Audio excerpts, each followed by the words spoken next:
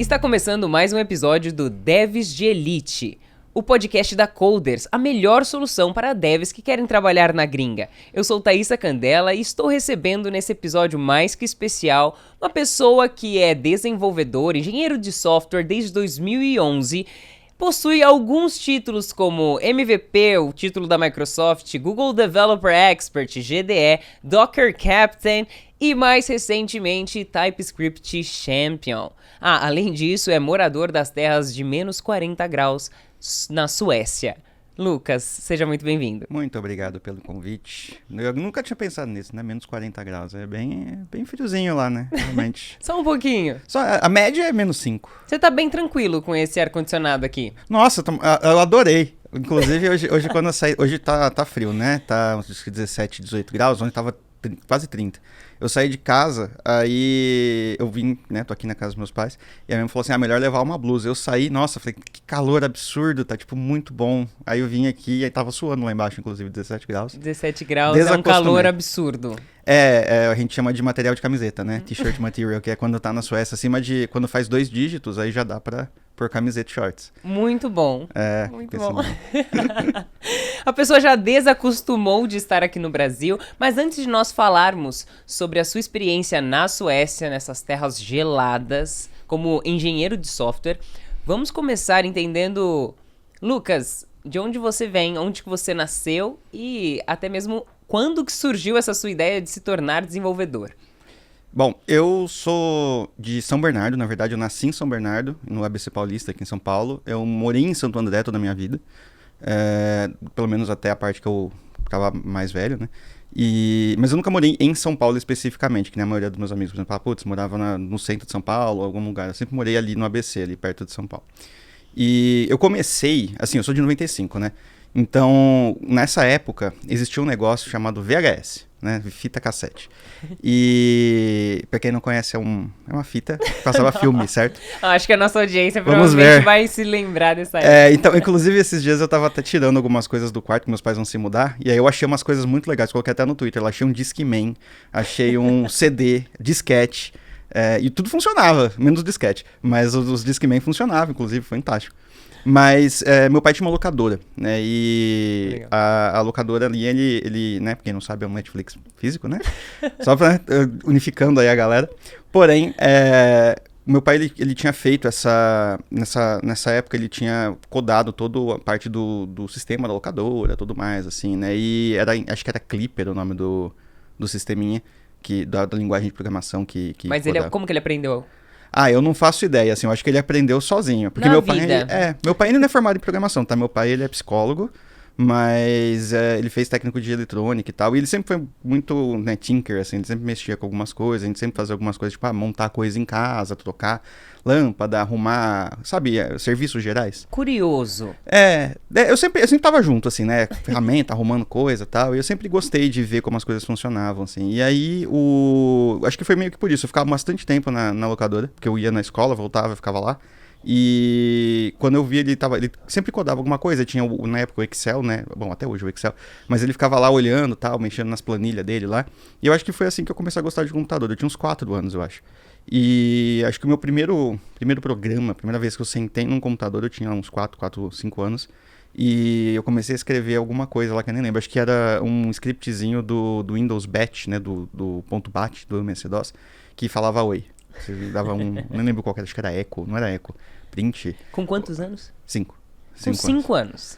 Eu tinha 5 anos, acho, quando eu fiz isso. Aí eu virei um pesadelo pra minha mãe, né, porque eu só queria ficar no computador, eu não queria sair do computador pra fazer nada, joguinho o tempo inteiro, tal, eu virava assim, eu ficava o tempo inteiro ali querendo ficar no computador. Então, eu tinha datas, tinha horas que eu podia ter no computador, tipo, estipulamos horários específicos pro computador, sabe? E foi assim que eu comecei a gostar muito de programação, tipo, de codar, de fazer as coisas, né? O seu lazer estava em mexer no computador. Assim, eu nunca fui uma pessoa extremamente sociável, né? Continua não sendo, né? Pois é, eu melhorei muito, hein? Mas naquela época eu era mais introvertido. Eu ficava muito em casa, grande parte da galera que eu conhecia. Não tinha internet, né? Era tipo, você tinha a gente tinha uma internet de escada lá, acho que era 56K, aquela que fazia barulhinho e tal. Mas não tinha, um MSN, não tinha nada disso naquela época. Era tudo, tinha um IRC, mas eu não podia usar, né? E quando eu ficava em casa, assim, não saía muito, eu ficava usando o computador, ficava mexendo no computador, ficava fuçando. Nossa, eu quebrei vários computadores, porque assim, eu ia fuçando nos arquivos e deletava as coisas que não podia deletar, e o computador travava, essas coisas, nossa, pra ficar puto comigo. E aí, um dia, depois de muito tempo, acho que eu tava lá no terceiro, quarto ano, ele conseguiu um computador, ele trabalhou num colégio, né? E ele conseguiu um computador usado do colégio, era um PC aqueles brancão que tinha capinha, sabe? Que você põe a capinha em cima. E ele me deu esse computador. E aí ele ficava numa mesa que ficava lá no meu quarto. E assim, ele era horrível. Ele era o computador mais básico possível que tinha. Era um negócio, mas eu adorava aquele computador. Eu ficava dias. Você lembra qual que era o sistema operacional, né? Era o Windows 98. Começou com 95, aí a gente viu que dava pra rodar 98. Aí colocamos Windows 98. Mas ele era na época, era um processador Celeron D. Ele tinha 500 MHz de clock. Hoje, pra você ter uma noção, um processador mais fraco você tem tipo 2.5 GHz. Então é tipo mais de 1000 vezes mais do que o que eu tinha. Mas na época aquilo era... não era o top, né? Porque tinha o Pentium 4. Pô, o Pentium 4 era bom. Mas eu lembro que a gente tinha... Esse computador ele tinha 64 MB de RAM. 64 megas. E ele tinha um dos maiores HDs da época, que tinha 5 GB. Cara... Era isso. E aí eu ficava jogando basicamente nesse computador e aprendi muita coisa com o jogo, assim, porque eu tinha emulador, né? Eu tinha muito emulador de Mega Drive, de Super Nintendo. Porque eu tive um videogame, que era do Super Nintendo naquela época, e só tinha uma fita, que era do Super Mario. Eu só tive Mega Drive e 2 fitinhas. Do Shinobi. Então... Meu pai tinha esses negócios na locadora, né? E aí, quando a locadora fechou, ele trouxe todas essas coisas pra casa. Então, tipo, o menos Super Nintendo, ele tinha o Mega Drive também. Mas ele só tinha uma fita. Até de muito tempo eu fiquei com essa fita, assim. Era a única fita que eu tinha. E aí, eu ficava usando o computador como emulador, né? Emulava outros jogos, Mega Drive. A fitinha era do quê? Era do Super Mario. Super Mario. A que vinha no videogame. Você comprava o Super Nintendo e ele vinha junto. Aí depois eu comprei, acho que Top Gear 3000. Era o meu jogo favorito do Super Nintendo. E aí, desde então eu comecei a aprender, né? E acho que meu primeiro código mesmo, que foi uma coisa menos simples, foi quando eu jogava Ragnarok Online. Isso já tinha o quê? Uns 10, 11 anos. E existia um bot pra esse jogo, chamava OpenCore. E ele era feito em Perl.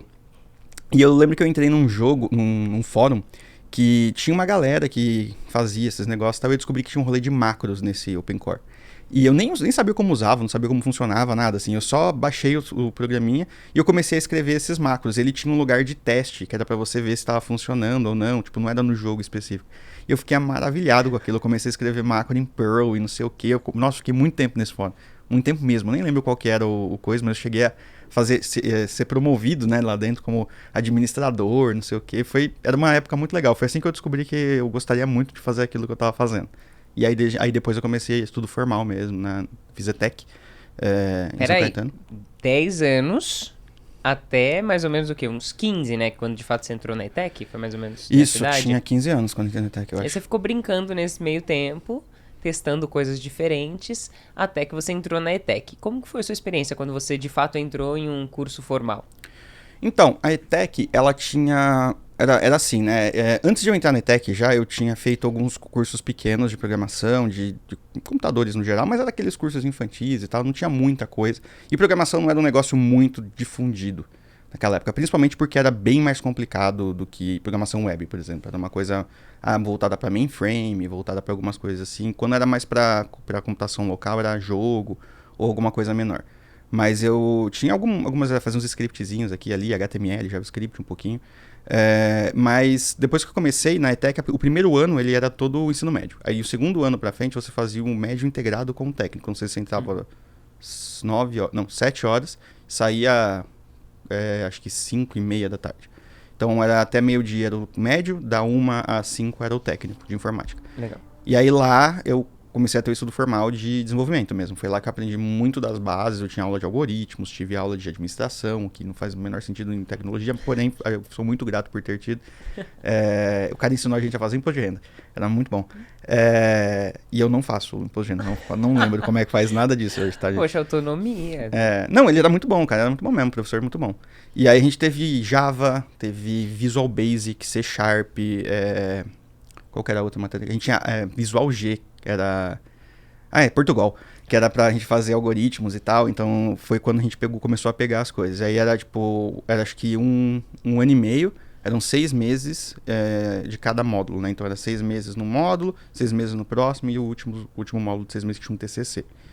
E foi assim que eu comecei. Então tinha banco de dados, tinha um monte de coisa. Foi assim que eu aprendi todas as bases assim, de tecnologia. E aí foi quando eu comecei, de fato, a gostar muito de programação. Eu tinha um livrinho de VB, inclusive eu achei esse livro esses dias.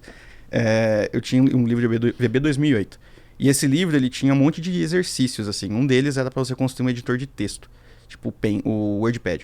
Legal. E aí, era o Visual Basic, né? Nem existe mais, faz muito tempo. Foi a primeira linguagem de programação. Foi a que eu comecei a programar profissionalmente. Mas acho que ele morreu faz, sei lá, uns 15 anos, 20 anos, alguma coisa assim. Ele já estava meio morto na época que eu comecei. Isso foi 2011, por aí. E ele tinha essa parada de você clicar e arrastar os botãozinhos para dentro do formulário e aí tudo mais, clicar. Era bem, bem simples. Eu cheguei a mexer um pouquinho com o bebê. Era legal, era legal. Eu nunca parei para analisar. Na verdade, eu encontrei esse primeiro programa que eu fiz e quase chorei, porque é um código horrível. Porém, funcionava. Funcionava bem. Poxa, você tem que ter orgulho desses projetinhos que você fazia naquela Pois é. Não, tinha, assim, orgulho que eu não fiquei maluco, né? Mas tinha orgulho ali, mano, sensacional. E eu fiz o meu primeiro programinha mesmo. A primeira coisa que a gente fez no TCC foi na época, tinha acabado de sair uma lei, se não me engano, que o Código de Defesa do Consumidor, do Procon, tinha que estar em todos os lugares, né? Aquele livrinho. E a gente tinha muito problema para encontrar, né? Porque era um livrinho longo. E aí a gente digitalizou não. A gente escreveu, a gente passou por todas as páginas do livro, transcreveu ele para um banco de dados, se não me engano era Access, e fez um programinha em VB que era tipo um indexador do Código de Defesa do Consumidor. Aí você pesquisava e ele abria lá a lei e tudo mais. A gente chegou a ganhar o TCC, que era um primeiro, segundo, terceiro lugar, tinha também. Uhum. Foi muito legal. E aí, depois disso, logo depois que eu saí... Eu tinha começado já a trabalhar, era finalzinho de 2011, mais ou menos. Eu tinha começado como, menor aprendiz, assim, ajudando um dos professores. E dali, depois que eu terminei o técnico, logo em seguida eu já comecei oficialmente como desenvolvedor profissional ali. Legal. Então, você chegou no mercado de trabalho logo após o seu colégio técnico? Uhum. Ou durante? Eu comecei... durante, mas era bem pouco tempo, era, sei lá, 2 horas, sabe? Tava junto, porém era meio que uma mentoria, né? Uhum. Comecei a codar lá profissionalmente, diria, não recebia nada. Mas era tipo assim, tava com o professor, ele ia lá, fazia, putz, eu preciso corrigir não sei o que lá das provas. E aí eu fazia o programinha pra corrigir as provas, só que eu, teoricamente, estava trabalhando, porque era fora do horário de aula, né? Ah, legal. E eu fiz isso por uns 6 meses, porque foi no último módulo, né, do técnico. E aí me formei em 2012 na ET. E aí foi quando, de fato, entrei no mercado de trabalho mesmo, oficial. Legal. Real oficial. Parece um pouco a minha história, porque eu fiz monitoria no último ano do técnico, então eu trabalhava dentro da escola. Muito parecido com o que você mesma coisa. Fazendo. Legal. Mesma ideia. Então você entrou no mercado de trabalho, e aí, pra você, segundo aquilo que você já tinha tido de experiência, criando seus projetinhos... aprendendo a parte teórica, criando seu TCC, fazendo alguns projetinhos para o professor. Agora você estava, então, diante do mercado de trabalho, onde as coisas são relativamente diferentes de você simplesmente sentar na frente do computador e construir um projetinho que deu na tua telha, né? Agora você estava dentro de um produto, imagino, ou um projeto, ou numa empresa que prestava serviço para outras empresas. Qual foi esse primeiro impacto de você no mercado de trabalho? Quais as diferenças em relação àquilo que tinha na sua cabeça da realidade em si? Eu tentei transformar aquilo que eu tinha na minha cabeça na realidade. Talvez não devesse ter feito isso, mas a empresa que eu comecei a trabalhar foi um professor que um dia ele foi lá durante o último ano e ele deu uma palestra. E aí, na época, inteligência artificial a palestra. E ele mostrou lá um cachorrinho da Sony, se eu não me engano, que você falava senta, ele sentava, era isso, era inteligência artificial. Mas era muito bom, acho que eu não lembro o nome dele, mas se procurar, é um cachorrinho lá de coisa. E aí ele contratou eu e mais... Quando eu entrei, ele ia contratar 2 pessoas de lá, no final só fui eu, mas era uma empresa de consultoria. E a gente começava a trabalhar com vários projetos. A gente tinha um projeto lá que era de créditos de carbono. E eu nunca cheguei a trabalhar nesse projeto especificamente, porque era um projeto que já estava lá rodando. Mas eu fazia todos os outros projetos, porque tinha 2 devs que faziam só esse. E aí todos os outros que iam entrando, acabava indo para mim. Que era... Um que eu não lembro de todos que a gente tinha, mas não era só projeto de desenvolvimento. Então, tipo assim, a gente tinha projeto que era para testar softwares, testar hardware. Então a gente recebia tipo uma pilha de notebook. E aí tinha que testar um monte de coisa. Era pra revista, sabe? Essas revistas de teste de computador. Aí eu lembro claramente do dia que a gente teve que testar o som. E aí a gente teve que deixar uma música do Babado Novo, sei lá, rodando em loop o dia inteiro, até a bateria dos notebooks acabar. Eram 12 notebooks tocando Babado Novo o dia todo. E até acabar. E quando acabava as baterias, a gente grava, graças a Deus, assim, o negócio tava acabando, sabe? E aí a gente teve que fazer a mesma coisa com vídeo, então a gente fazia uns benchmarks. E era uma empresa super pequena. E eu lembro que o meu último projeto lá foi um servidor de e-mail. Porque qual que era o rolê? A gente tinha que receber umas notas fiscais dos clientes. Eles lançavam as notas e eles mandavam essas notas fiscais por e-mail. E aí eu pegava essas notas fiscais, lia no e-mail deles, né, o XML, extraía todos os dados, salvava e mandava de volta para eles a nota fiscal, tipo um PDF, né? Finalizado, e salvava o resto da nota no sistema, do crédito de carbono. Como que você fazia a leitura da nota fiscal? Era um XML. Da Fazenda, né? Era um XML. E eles mandavam um XML pra mim e eu lia lá a nota fiscal. Eles podiam mandar. Quando eu saí, a gente tava tentando estudar OCR, né? Então, eu imaginei. Quando você falou a gente lia a nota fiscal, eu falei, nossa, então usava visão computacional, OCR. Na época tava bem começando isso, assim, pegar o jeito, mas só que era muito ruim pra gente usar, porque cada um tirava foto de um jeito da nota fiscal. Os celulares não tinham tanta resolução assim. Então, foto VGA de nota fiscal não era muito boa pra ler, era bem complicado. Mas aí a gente resolveu fazer só nota fiscal eletrônica. E aí aí funcionou, tipo assim, eu criei um servidor de e-mail, que na verdade ele não era bem um servidor de e-mail. Ele conectava com o servidor da Google, do Gmail, via, sei lá, SMTP lá, e IMAP, eu acho. E aí baixava os e-mails, e eu lia todos esses e-mails, e pegava as notas e depois movia eles de volta. Então, tipo, eu basicamente lia o que estava no e-mail da Google, porque eu não queria criar um servidor novo. Ele rodava no computador do dono da empresa, e aí de vez em quando ele esquecia, fechava o computador e ia embora, aí acabava o sistema. E aí tinha que esperar no outro dia ele voltar. E eu lembro que o mais legal foi que, tipo assim, como eu não podia levar o meu computador pra fora, pra casa, era daquele all-in-one, né, que é só a tela. Eu codei nesse sistema um negócio para eu poder controlar ele remotamente. Então eu enviava um e-mail, se fosse do meu e-mail, eu enviava um e-mail com uns códigos, assim, meio que uma linguagem mesmo, assim, uns negócios com uns comandinhos, e ele tomava ações, tipo, desligava, ligava, dava os logs, ele respondia para mim um e-mail com os logs, fazia essas coisas, assim, pequenas, só para eu poder conseguir ver o que estava acontecendo. E aí eu lembro... um TeamViewer... basicamente. TeamViewer, você tá sendo gentil. Eu fiz isso 2 vezes na minha carreira, na real. Depois que eu percebi que isso daqui podia ter sido um problema de segurança absurdo, porque ele rodava qualquer coisa, tipo, ele rodava comando mesmo no Windows, ele rodava vários rolês, era uma RCE absurda ali. Mas tinha que ser mandado do meu e-mail, aí já era um pouco mais de segurança. Caramba, excelente, hein? Agora tornou tudo mais tranquilo. Não, pelo menos isso, né? Não tem como tipo assim, era mais difícil de fazer Tinha um fake um disso. if ali que realmente mudava o jogo. Era isso, era um if, literalmente era um if num for de e-mail. Se fosse um e-mail meu, ele ia pra uma outra rotina. E era isso que fazia. Era um código que tinha, sei lá, 700, 800 linhas pra parsear os e-mails de nota fiscal. Quebrava toda hora, porque toda vez vinha uma coisa diferente na nota.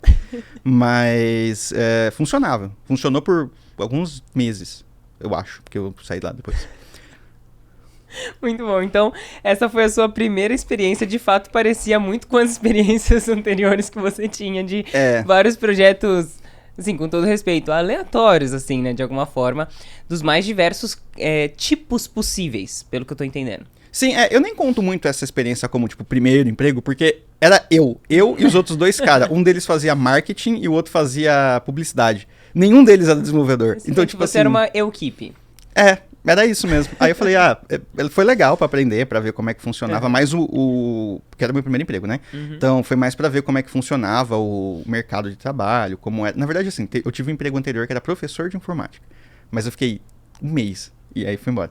Mas era mais pra entender como funcionava e tal. Aí depois desse, sim, que foi o emprego que eu considero o meu primeiro emprego de verdade. Conta pra gente um pouco mais sobre ele, então. Eu trabalhei numa empresa, ela existe até hoje, na época era uma startup, era eu e 6 pessoas. Olha, agora você não estava mais sozinho. Pois é, tinha o dono, tinha os sócios, pô, era top demais. E o interessante de você não estar sozinho é aprendizado, principalmente para alguém que tá no começo da carreira, poder estar do lado de outros desenvolvedores que têm mais experiência que eles, né? Sim, não, isso foi muito legal, porque assim, eu conheci muita gente legal lá, todos eles não eram, tipo, full desenvolvedores, eles tinham várias experiências distintas, mas tinha um cara lá que ele era meio especialista, e era PHP na época, né?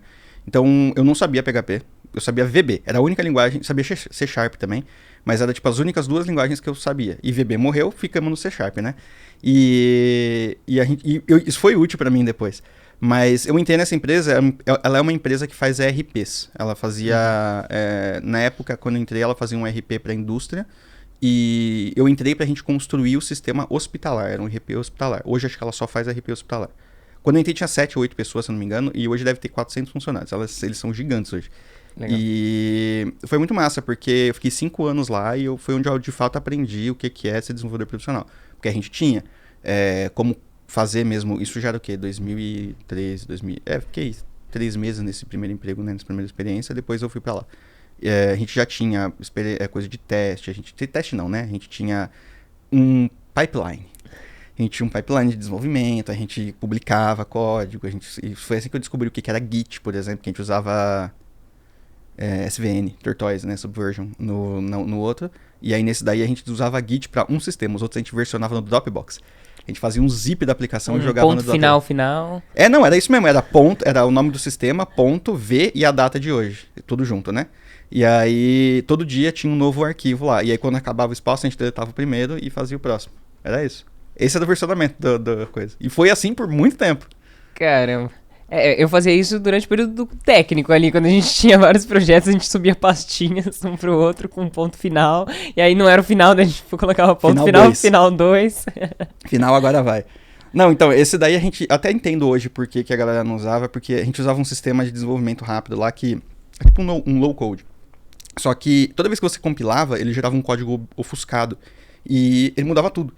Então se a gente fosse fazer um Git, ia toda hora ter todos os arquivos alterados. Então não é bem uma versão, né? Entendi. Tipo, aí a gente fazia essas alterações e a gente colocava dentro um changelog, um arquivo de changelog, pra saber o que tinha lá, porque não tinha como saber. Justo. E esse foi legal. Essa empresa foi uma das empresas que foi a empresa que eu fiquei mais tempo. Eu trabalhei lá de 2013 a 2017, eu acho. Uma coisa assim, 4, 5 anos. 2012 a 2017.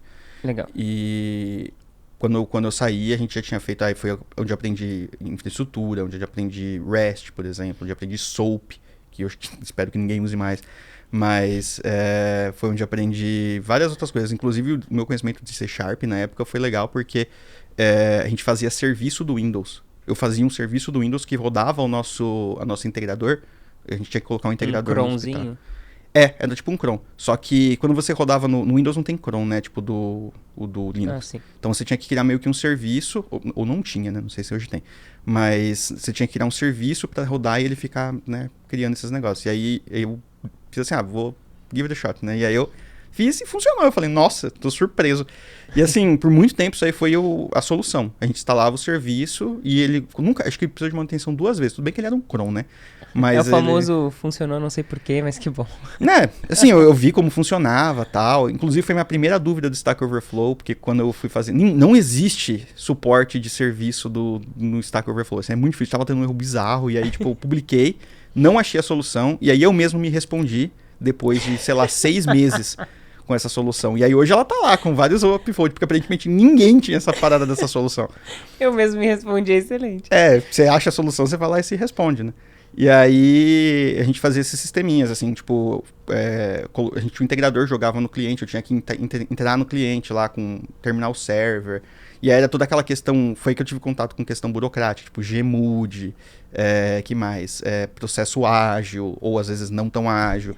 Tinha um que falava que era Scrum, mas hoje Não era. É aquela que você tinha que ir até o cliente, de fato, no servidor que você contou pra mim? Eu era consultor. Conta aí pra galera que... Então, eu era consultor. Eu tive várias histórias muito legais de clientes que a gente ia, assim, a gente tinha que instalar lá, né? Então, o hospital, muitas vezes, tem problemas com segurança. Então, você não pode deixar o servidor sair. Então, a gente tinha hospital, por exemplo, que tinha uns caras que eram muito security freak. Então, tipo, você tinha que acessar um servidor num terminal server, que era o RDP. Era tipo um TeamViewer da Microsoft, né? Você acessava um servidor para acessar outro servidor de dentro dele com outro terminal server. Então, tipo assim, era um dentro do outro. Eu lembro que tinha um que a gente tinha que fazer 4 desses. Cada tecla que a gente clicava demorava 4 segundos para aparecer no computador do outro lado. Era muito bom. E aí que eu descobri que quando você cola no Windows, ele tem um diálogo de colando. Porque era tão devagar que ele aparecia uma barra de progresso, assim, colando. E aí era bizarro. Mas eu tive várias experiências, assim, tipo, o sistema que a gente ia integrar não tinha mais ninguém cuidando do sistema há anos, né? Você o cara que comentou fez... que a pessoa morreu, né? deixou o PC lá. Esse cara, inclusive, era um computadorzinho que ficava acho que era um banheiro que foi convertido à sala do servidor. Aí eles meteram um ar-condicionado lá. Eu não lembro o nome do cara, eu sempre chamo ele de Jairo, mas é do seu Jairo, que morreu. E ele cuidava desse sistema lá. E aí, ele não dava, ninguém sabia da manutenção, o PC do cara ficava ligado o tempo inteiro.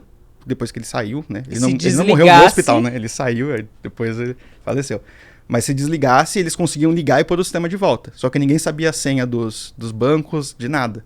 Então eles esperavam, eles estavam migrando na época que a gente fez, eles estavam migrando os dados. Só que nem todos os dados podiam ser migrados, tipo, exportados de uma vez. Tipo, dado de paciente, por exemplo. Então tinha o designado que ficava o dia inteiro olhando o paciente e escrevendo no outro sistema. Então ele ia por não um. Podia ser copiado, mas podia, enfim... Digitado. Então eles conseguiam fazer o acesso remoto no servidor, mas não dava pra você exportar. E aí eles pegavam um paciente um por um e digitavam de um sistema no outro. E isso aí, agora imagino que eles já devam ter migrado, né? Mas tem várias histórias dessas assim. Foi assim que eu descobri que, na verdade, nada do que a gente aprende na teoria é real. Porque tudo que... Nossa, eu tive aula de gestão de projeto. Usando o Project. Não, parece muito bonito, né? Nossa, parece maravilhoso, assim, porque você tem os recursos, aí você aloca os recursos. Nossa, que balela, no dia que eu fui, foi a primeira vez que eu fui no projeto, não tinha nada, não tinha recurso, não tinha PC pra galera, não tinha nem sala. Às vezes a gente ficava nos lugares aleatórios, assim, a gente ficava em almoxarifado, ficava dentro de sala de servidor, uma vez a gente trabalhou do lado do necrotério. Foi maluco, assim, tinham vários lugares, assim, literalmente, já viu Vida de Programador, né? Então, era literalmente aquilo ali. Vida de suporte. Vida de suporte a gente se identificava demais. Porque eu passei por todos, passei por suporte também. E a gente se identificava muito, muito. 5 anos bem intensos na sua vida, né? Bem intensos. Mas foram muito legais. Eu adorava aquele lugar. E aí eu quero já fazer um gancho um pouco com a sua realidade atual. Nessa época, você já desejava ter alguma experiência internacional? Talvez morar fora do país ou trabalhar para alguma empresa fora do país? Eu sempre quis morar fora. Sempre Sempre foi uma decisão minha, assim, eu nunca me dei muito bem no Brasil, acho que mais por causa do clima, porque era muito quente. E tinha a questão de, tipo, eu tinha que me locomover muito, né? Então, tipo assim, eu morava em Santo André, trabalhava na Vila Olímpia, era quase 2 horas. Nossa. Inclusive, né, próximo aqui. E era quase 2 horas pra chegar, era difícil, tinha que sair 5 da manhã todo dia, pra chegar às 7. E quando eu chegava, a prédio não tava aberto. Então, tipo, eu entrava na sala e eu tinha que esperar a menina da limpeza chegar, porque era ela que tinha a chave. Ela só chegava às 9. Então eu deitava no corredor lá, tinha um puff grande. Eu deitava no puff e dormia. E eu ficava dormindo lá. Às vezes não me acordavam, inclusive era maravilhoso, porque às vezes eu acordava, era tipo, sei lá, 9h30. Eu acordava com o CEO da empresa, né, que a gente era amigo, chutando o puff assim, acorda aí, cara. Eu falei, vocês não me acordaram, cara, não sei o quê. Eu comecei a colocar despertador. Mas era isso, eu sempre quis morar fora, principalmente por causa dessa questão de tipo, locomoção era ruim, trabalho remoto não era uma opção. Naquela época não era algo popularizado, né, entre as empresas? Não era popularizado e eu acho que nem era tão possível quanto é hoje, porque a internet naquela época, você conseguia fazer uma chamada de vídeo ou codar. Sim. As duas coisas não dava. Então, tipo, a gente fazia chamada de áudio até que dava, mas aí não imagina, hoje, trabalhando remoto, você fazendo só áudio, nem sem vídeo, sem nada. É ok, mas não é tão legal. É melhor o vídeo, eu concordo de que... Eu não sou um cara da câmera, mas assim, eu concordo de que ajuda, né, na comunicação. Tem um benefício, né? Então, eu sempre quis morar fora, mas nunca imaginei que de fato fosse, assim. Você nunca tinha feito alguma ação em prol disso, de fato? Assim, eu sempre fui trabalhando, mas eu nunca procurei, assim, né? Aí um dia, eu acho que, bom, não sei se a gente vai entrar nisso agora ou depois, mas um dia eu resolvi procurar. Um amigo meu falou assim, por que você não começa? Porque se você não começar, você não vai. Nisso você estava nessa empresa ou você já estava em alguma outra? Não, eu demorei bastante pra conseguir ir começar a procurar mesmo. Porque depois dessa empresa, eu comecei a trabalhar em startups, né? Ok. Então, eu defino startup, eu não sei qual que é a definição oficial de startup, mas pra mim, startup é o seguinte, é uma empresa que não tá dando lucro e você precisa de VC. Então, Não você precisa tá de dando lucro. você precisa de funding, né? Então, você precisa, enquanto você estiver recebendo o funding e você não tá dando lá o lucro, não dando lucro, mas tipo, se mantendo, né? Pra mim é uma startup ainda. Entendi. É uma definição interessante. Nunca Certo. tinha ouvido essa definição. E aí eu não considero essa primeira empresa que eu tinha como startup, porque eles não tinham funding. Eles eram, tipo, fundados na raça mesmo. Os caras começaram com o dinheiro que eles Com tinham. o capital deles. Isso. E aí ela começou a dar dinheiro, de fato, e se manter ali. Isso, porque é o que eu sempre falo, né? Morrer de fome é um grande motivador pra você fazer as coisas. Por que você trabalha? Porque eu não quero morrer de fome. Então. É isso. Eu sempre fui muito apaixonado em não morrer de fome. Aí, inclusive, esses dois caras, eles tinham uma carreira já, eles eram bem mais velhos, né? Os dois sócios. Não tão mais velhos, acho que 30 e poucos anos. E eles começaram na raça mesmo. E eu achava legal pra caramba e tal. Aí quando eu fui pras startups, aí já foi o outro do estilo, né? Foi tipo, você tinha o VC, você tinha o investidor que tava ali. Se bem que eu quase nunca tive muito contato com os investidores. Mas de lá, eu saí pra uma outra empresa. Acho que recentemente ela foi comprada pela Localweb, chama Squid. É uma empresa de marketing digital. Eu fiquei lá um tempão também, foi uma empresa super legal. E foi lá onde eu comecei de fato a aprender não, né? Mas trabalhar de verdade com JavaScript. Eu já trabalhava antes com JavaScript desde 2015, porém lá foi onde eu comecei, porque eu era PHP antes, e a gente usa JavaScript na web, né? Mas era aquele JavaScript jQuery, que tinha que fazer Sim. as coisas ali na tela. E aí lá não, lá era JavaScript mesmo, JavaScript, no Node, né? Node no servidor, MongoDB, coisas que a gente já tinha. E foi lá que eu aprendi Kubernetes também, foi mais ou menos nessa época, por volta de 2017, 2018, que eu escrevi meu livro lá de Kubernetes também. E foi nesse ano que eu fiz a minha primeira viagem internacional. Legal. E ali que eu tive certeza que eu queria... Você foi pra onde? Eu fiz, na época que minha ex-namorada, eu fiz Londres, Paris e Roma. Foi 15 dias, 20 dias, eu acho. E o que mais te chamou a atenção nessa viagem? Que era muito diferente as coisas. Muito diferente. E, inclusive eu voltei recentemente para esses lugares e eles estão muito diferentes do que estavam antes também. E eu tive uma experiência super legal, foi muito bacana, assim, conhecer Roma, conhecer Paris, conhecer Londres. Eu adorava Londres, adorei Londres. Londres era a minha primeira opção para me mudar, né? Tanto é que até eu me mudar para Suécia, eu queria ir para Londres. Só que eu falei, não sei se eu vou conseguir vir para cá. Eu não fui com esse olhar, tipo, vou me mudar para cá, vou vir trabalhar aqui. Nunca tive esse olhar, eu sempre fui para passear. E pra passear e trabalhar é diferente, né? Você vai estar passeando, você tá vendo a melhor parte do lugar, você tá lá de boa, turístico, tranquilo. Morar é outra história, completamente diferente. Vamos chegar nessa parte, mas peraí, vamos lá. Você então foi viajar a turismo e ali você falou, acho que agora eu vou realmente começar a ter alguma ação pra fazer isso tornar realidade. Você estava trabalhando na Squid nessa época? Sim. Tava lá na Squid, mas começou, tipo, o começo de um sonho, sabe? Tipo, eu não tava, de fato, tomando uma ação. Vou começar a mandar currículo pra todo lugar. Eu falei, eu gostaria de morar fora, mas, sabe, só quando você deixa assim, vou ficar ali. Gostaria. Quer morar fora? Quero. Uma faísquinha ali dentro de você. Quero, mas nunca, né, meio que impulsionou isso pra frente. E depois eu saí da Squid, fui pra uma outra empresa também de startup e tal. Experiências bem parecidas, assim, nada mudou muito, assim, eu já tava...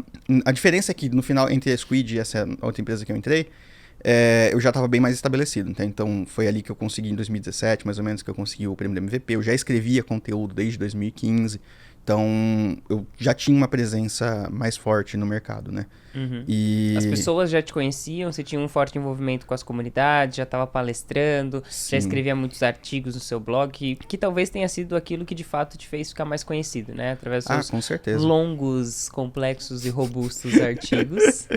Então, eu gosto de escrever, né? Eu esquecia muitas coisas e aí eu escrevia tudo pra não esquecer. E aí foi quando eu comecei. E aí por causa de tanto... Vídeo eu nunca fiz, assim, comecei recentemente.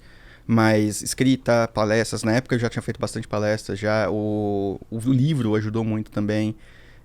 eu acabei ficando... a comunidade, né? Node.br, o TypeScript Brasil também. Na época o Vue.js Summit... Não, o Vue.js SP e o JSSP também. Nossa, é muita sigla. Não, o Vue.js Summit, você de fato estava lá. Eu estava né? lá, estava com você, todo mundo estava lá.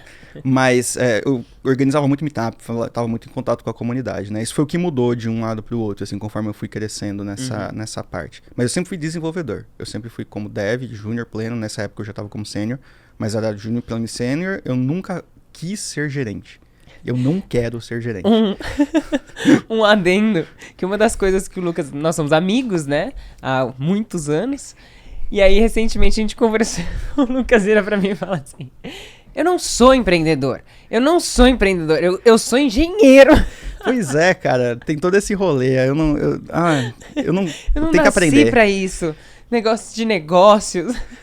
Conversar e... Marketing.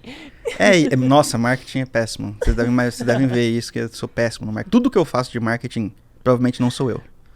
Tá? Então, tem todo esse rolê. Mas assim, eu aprendi muita coisa sobre, principalmente nessas empresas menores de startups, que a gente estava muito perto dos donos, dos negócio sócios. em si, né? O dev dentro de um ambiente startup, ele não tem muito pra onde correr, ele tá mais ponta a ponta naquilo que é desde da concepção da ideia até a entrega de fato pro cliente, né? Isso, e isso é uma coisa muito legal, assim, eu acho que todo mundo que tiver a oportunidade de poder ir até o lugar onde você está implementando. Porque qual que é o grande problema? Você cria um sistema, você nunca vê ele sendo usado, né? A gente fez, nessa empresa, a gente tinha um projeto de consultoria. E aí a gente implementou um sistema para uma empresa de injeção de plástico. Eles faziam embalagem, né? Embalagem plástica. Eu nunca vi um negócio desse na minha vida. Tipo, eu nunca tinha visto isso na minha vida. Eu achava que as embalagens plásticas eram derretidas no molde e tal, as bolinhas. Mano, era muito legal. E aí a gente fez tudo isso em JavaScript. Não, bonitão, criamos uma arquitetura e tal. Tecnicamente foi... top. Seus projetos são bem fora da caixinha. Eu trabalhei em empresas tipo iFood, sabe? Tipo... então, eu nunca tinha trabalhado numa empresa grande, né? Então, tipo assim, esse foi o rolê. Até então, né? E aí, eram uns projetos pequenos, uns lugares aleatórios, assim. Era em Morungaba isso. Nem sabia que essa cidade existia, mas tá ali, é bem perto de São Paulo. E a gente foi lá um dia. A gente foi lá pra implementar um negócio mesmo. Aí a gente chegou lá, tinha a galera da TOTOS e tal. Isso me lembrou da época que eu fazia implementação em hospital.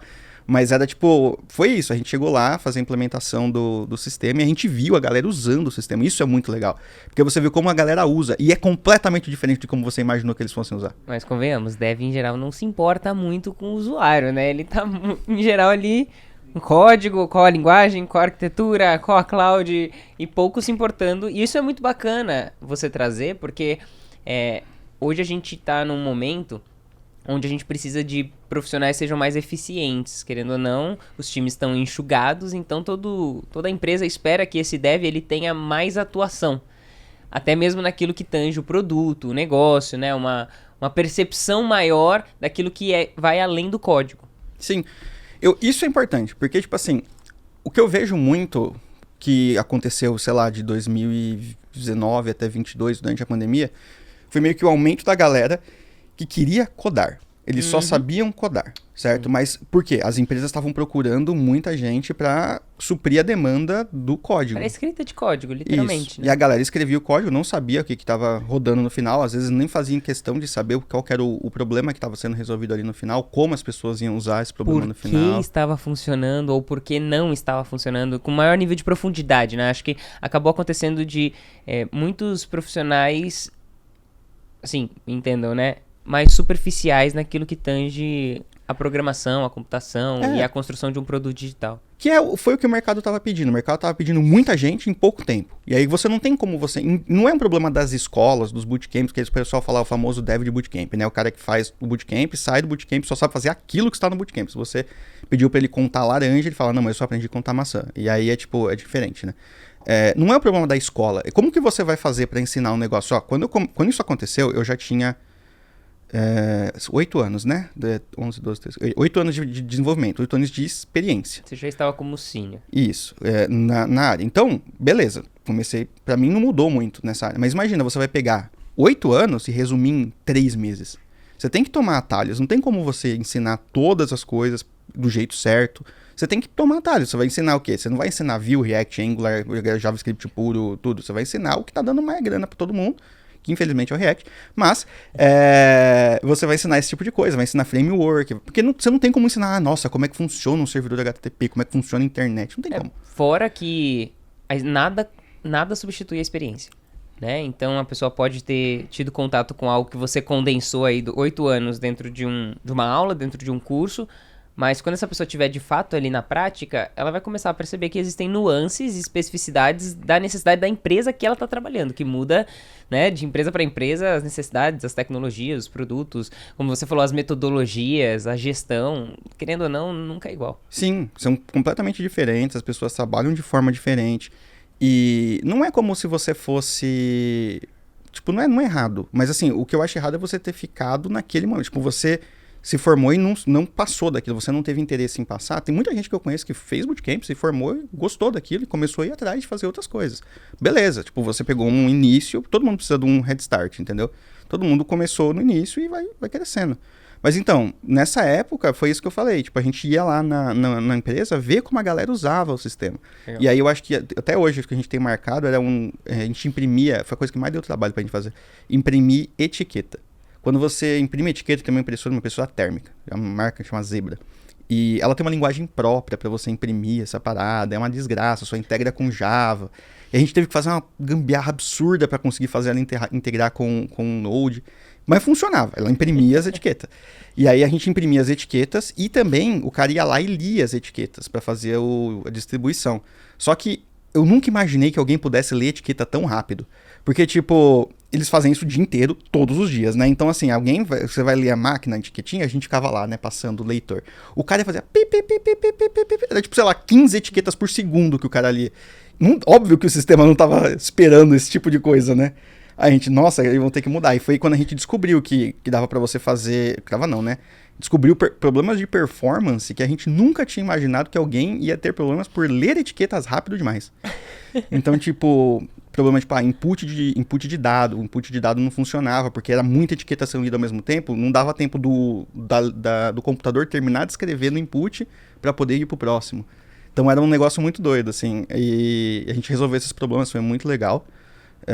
Ter visto isso. Aí, depois dessa empresa, eu saí para uma outra empresa também que fazia consultorias, assim, e tal. Uhum. E dali foi quando eu saí para a Microsoft. Aí foi Aí uma pergunta, só pra gente pegar esse gancho do que você falou sobre esse seu perfil de se interessar pelo usuário, de se interessar pelo produto em si, não apenas por aquilo que eu tô codando, por aquilo que eu estou escrevendo de código, mas sim entender que eu faço parte de algo muito maior.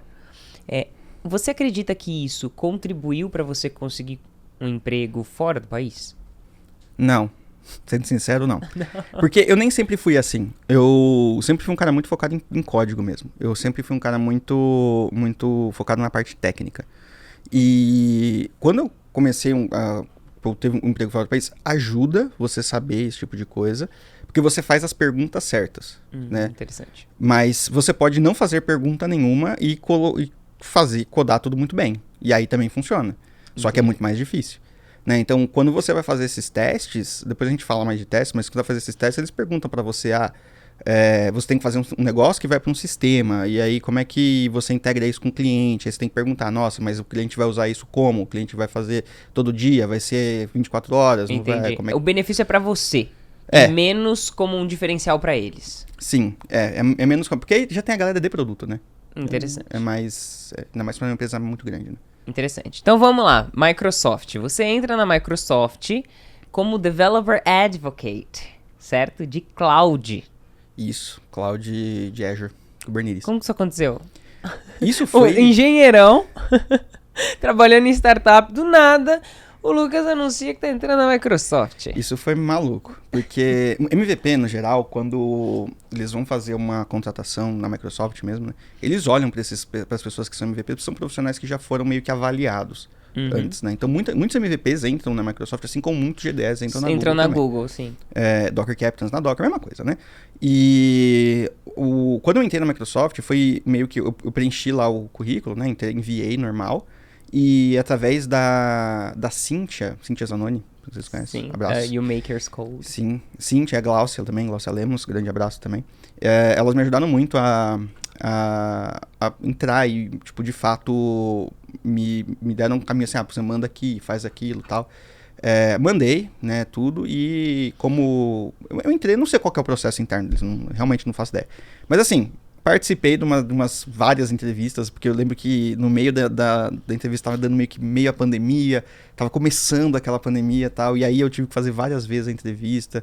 Aí o time que eu ia entrar, como demorou demais, a vaga saiu, aí fui para um outro. Acho que eu pulei de 5 times, assim, tranquilamente, antes de ter caído no time que eu caí. Mas já seria como Developer Advocate, não era como engenheiro em nenhum momento?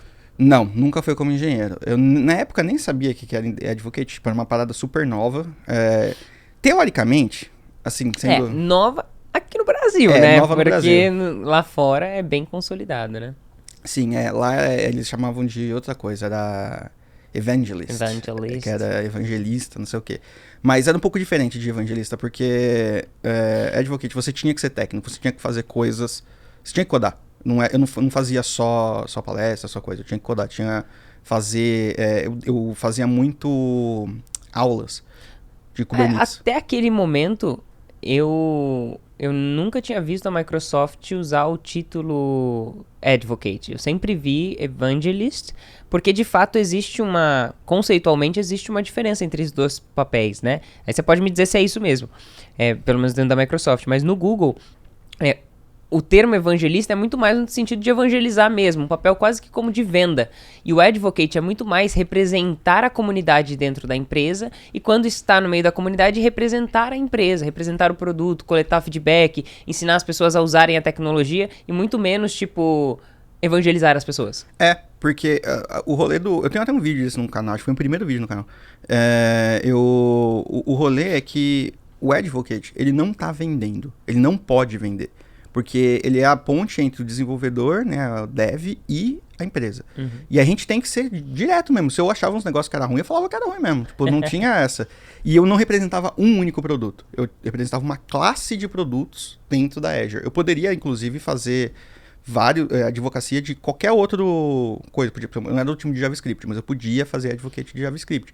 A galera do time de JavaScript vai ficar muito bravo comigo. Mas eu poderia. De TypeScript, por exemplo. Isso não tinha, infelizmente. Sério? Era tudo da galera do JavaScript no mesmo time. Só que era dividido, né? Os assuntos e tal. Então a galera às vezes fazia dava um overlap, assim. Então era eu tinha que deixar a galera da par. Mas, no geral, grande parte do meu trabalho na Microsoft foi... Eu dava muita aula inclusive, fiz um curso de Kubernetes que tá no meu canal, que foi publicado no Channel 9, que na época era tipo um YouTube da Microsoft, assim. Aí o Channel 9 foi desativado, eles deletaram tudo, né? Deletaram todos os vídeos. Aí um aluno gravou esses vídeos e me mandou. E aí eu subi eles todos no meu canal. Infelizmente não tem mais os exemplos, as coisas que eu usava não tem mais, mas o curso inteiro tá lá. E era isso que eu fazia, tipo, você tinha que codar os exemplos, achar bugs nas ferramentas. Então, por exemplo, o Teams a gente usou no Alpha, o Teams novo a gente também usou no Alpha. O Copilot a gente usava no Alpha. Então a gente sempre pegava as coisas bem, bem cruas, assim. Antes até do lançamento? Bem antes do lançamento. Acho que quando o Copilot foi lançado, eu já estava usando o Copilot fazia pelo menos 6 meses.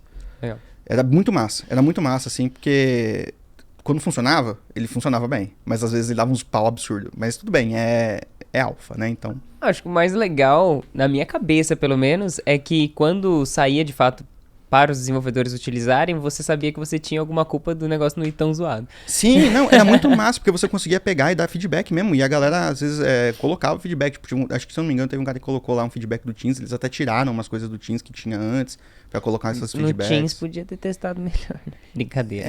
Eu não vou nem entrar no mérito do Teams, porque... Agora você não tá mais na Microsoft, eu posso falar do Teams, então, de boa. Eu também não sou um grande fã. A gente não era um grande fã, ninguém era muito fã do Teams. Eu não sou nada fã do Teams. É que a versão nova é boa até. A versão anterior... Acho que eu não cheguei, então, a utilizar essa versão. A versão anterior era sofrível. Mas, assim, são gostos, assim, né? Eu até hoje não sou um grande fã do Teams, mas usa e tá lá. É uma ferramenta, é boa, mas tem que ter perseverança. Paciência. Pra usar ele, Mas, então, aí a gente fazia esses cursos, fazia essas coisas. Eu palestrava muito nos eventos da Microsoft, o Build, o Ignite. porque a gente tinha que fazer essas palestras e tal. Uhum. Tinha que ir lá, por exemplo, na Azure e mostrar como o produto funcionava. Então, tipo, vai sair uma coisa nova na Azure. A gente ia lá, fazia um monte de documentos sobre isso. Aí quando saía, a gente já tinha um monte de documentação feita. E outra coisa que era legal é que a gente podia fazer, tipo, hoje acho que chama Microsoft Learn. Na época era do Docs, era Microsoft Docs. Mas aí mudou para Microsoft Learn depois. Aí, tipo, eu tenho vários cursos lá, inclusive, do Microsoft Learn, que eram, tipo, tutoriais, assim, como que você cria um cluster, como que você não sei o que lá. E usando mesmo a ferramenta, criando coisas, usando mesmo, né? Fazendo a parada funcionar. Então era legal para mim, porque você aprendia sempre uma coisa nova, né?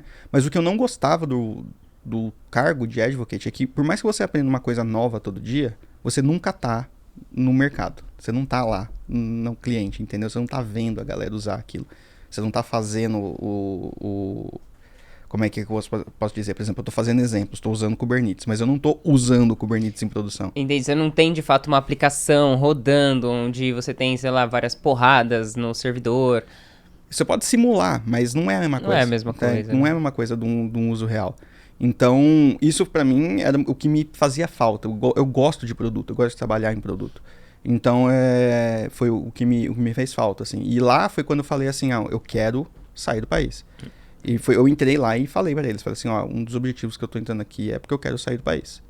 E todo mundo falou, beleza, só que aí entrou a pandemia, né? E ninguém saiu do país. Inclusive, alguns ficaram presos dentro do país.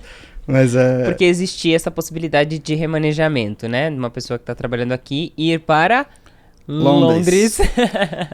Esse era o objetivo. Eu queria muito ir pra Microsoft de Londres, que fica muito legal lá. Fica em Reading, o nome da cidade.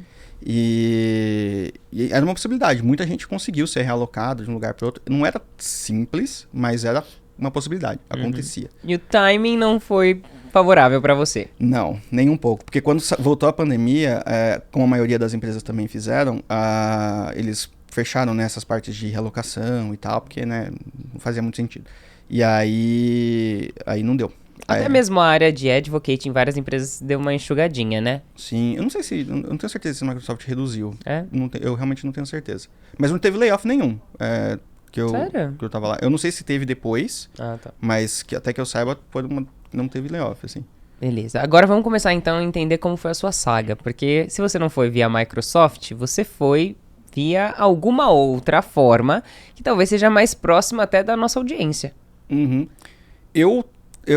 Quando falaram que não ia rolar, pra mim, eu fiquei triste. Falei, puta merda, e agora eu vou ter que começar tudo de novo, né? Eu falei, não, quer saber, eu vou tirar as férias. Aí eu tinha um mês de férias pra vencer, né? Tô muito chateado, vou pegar férias.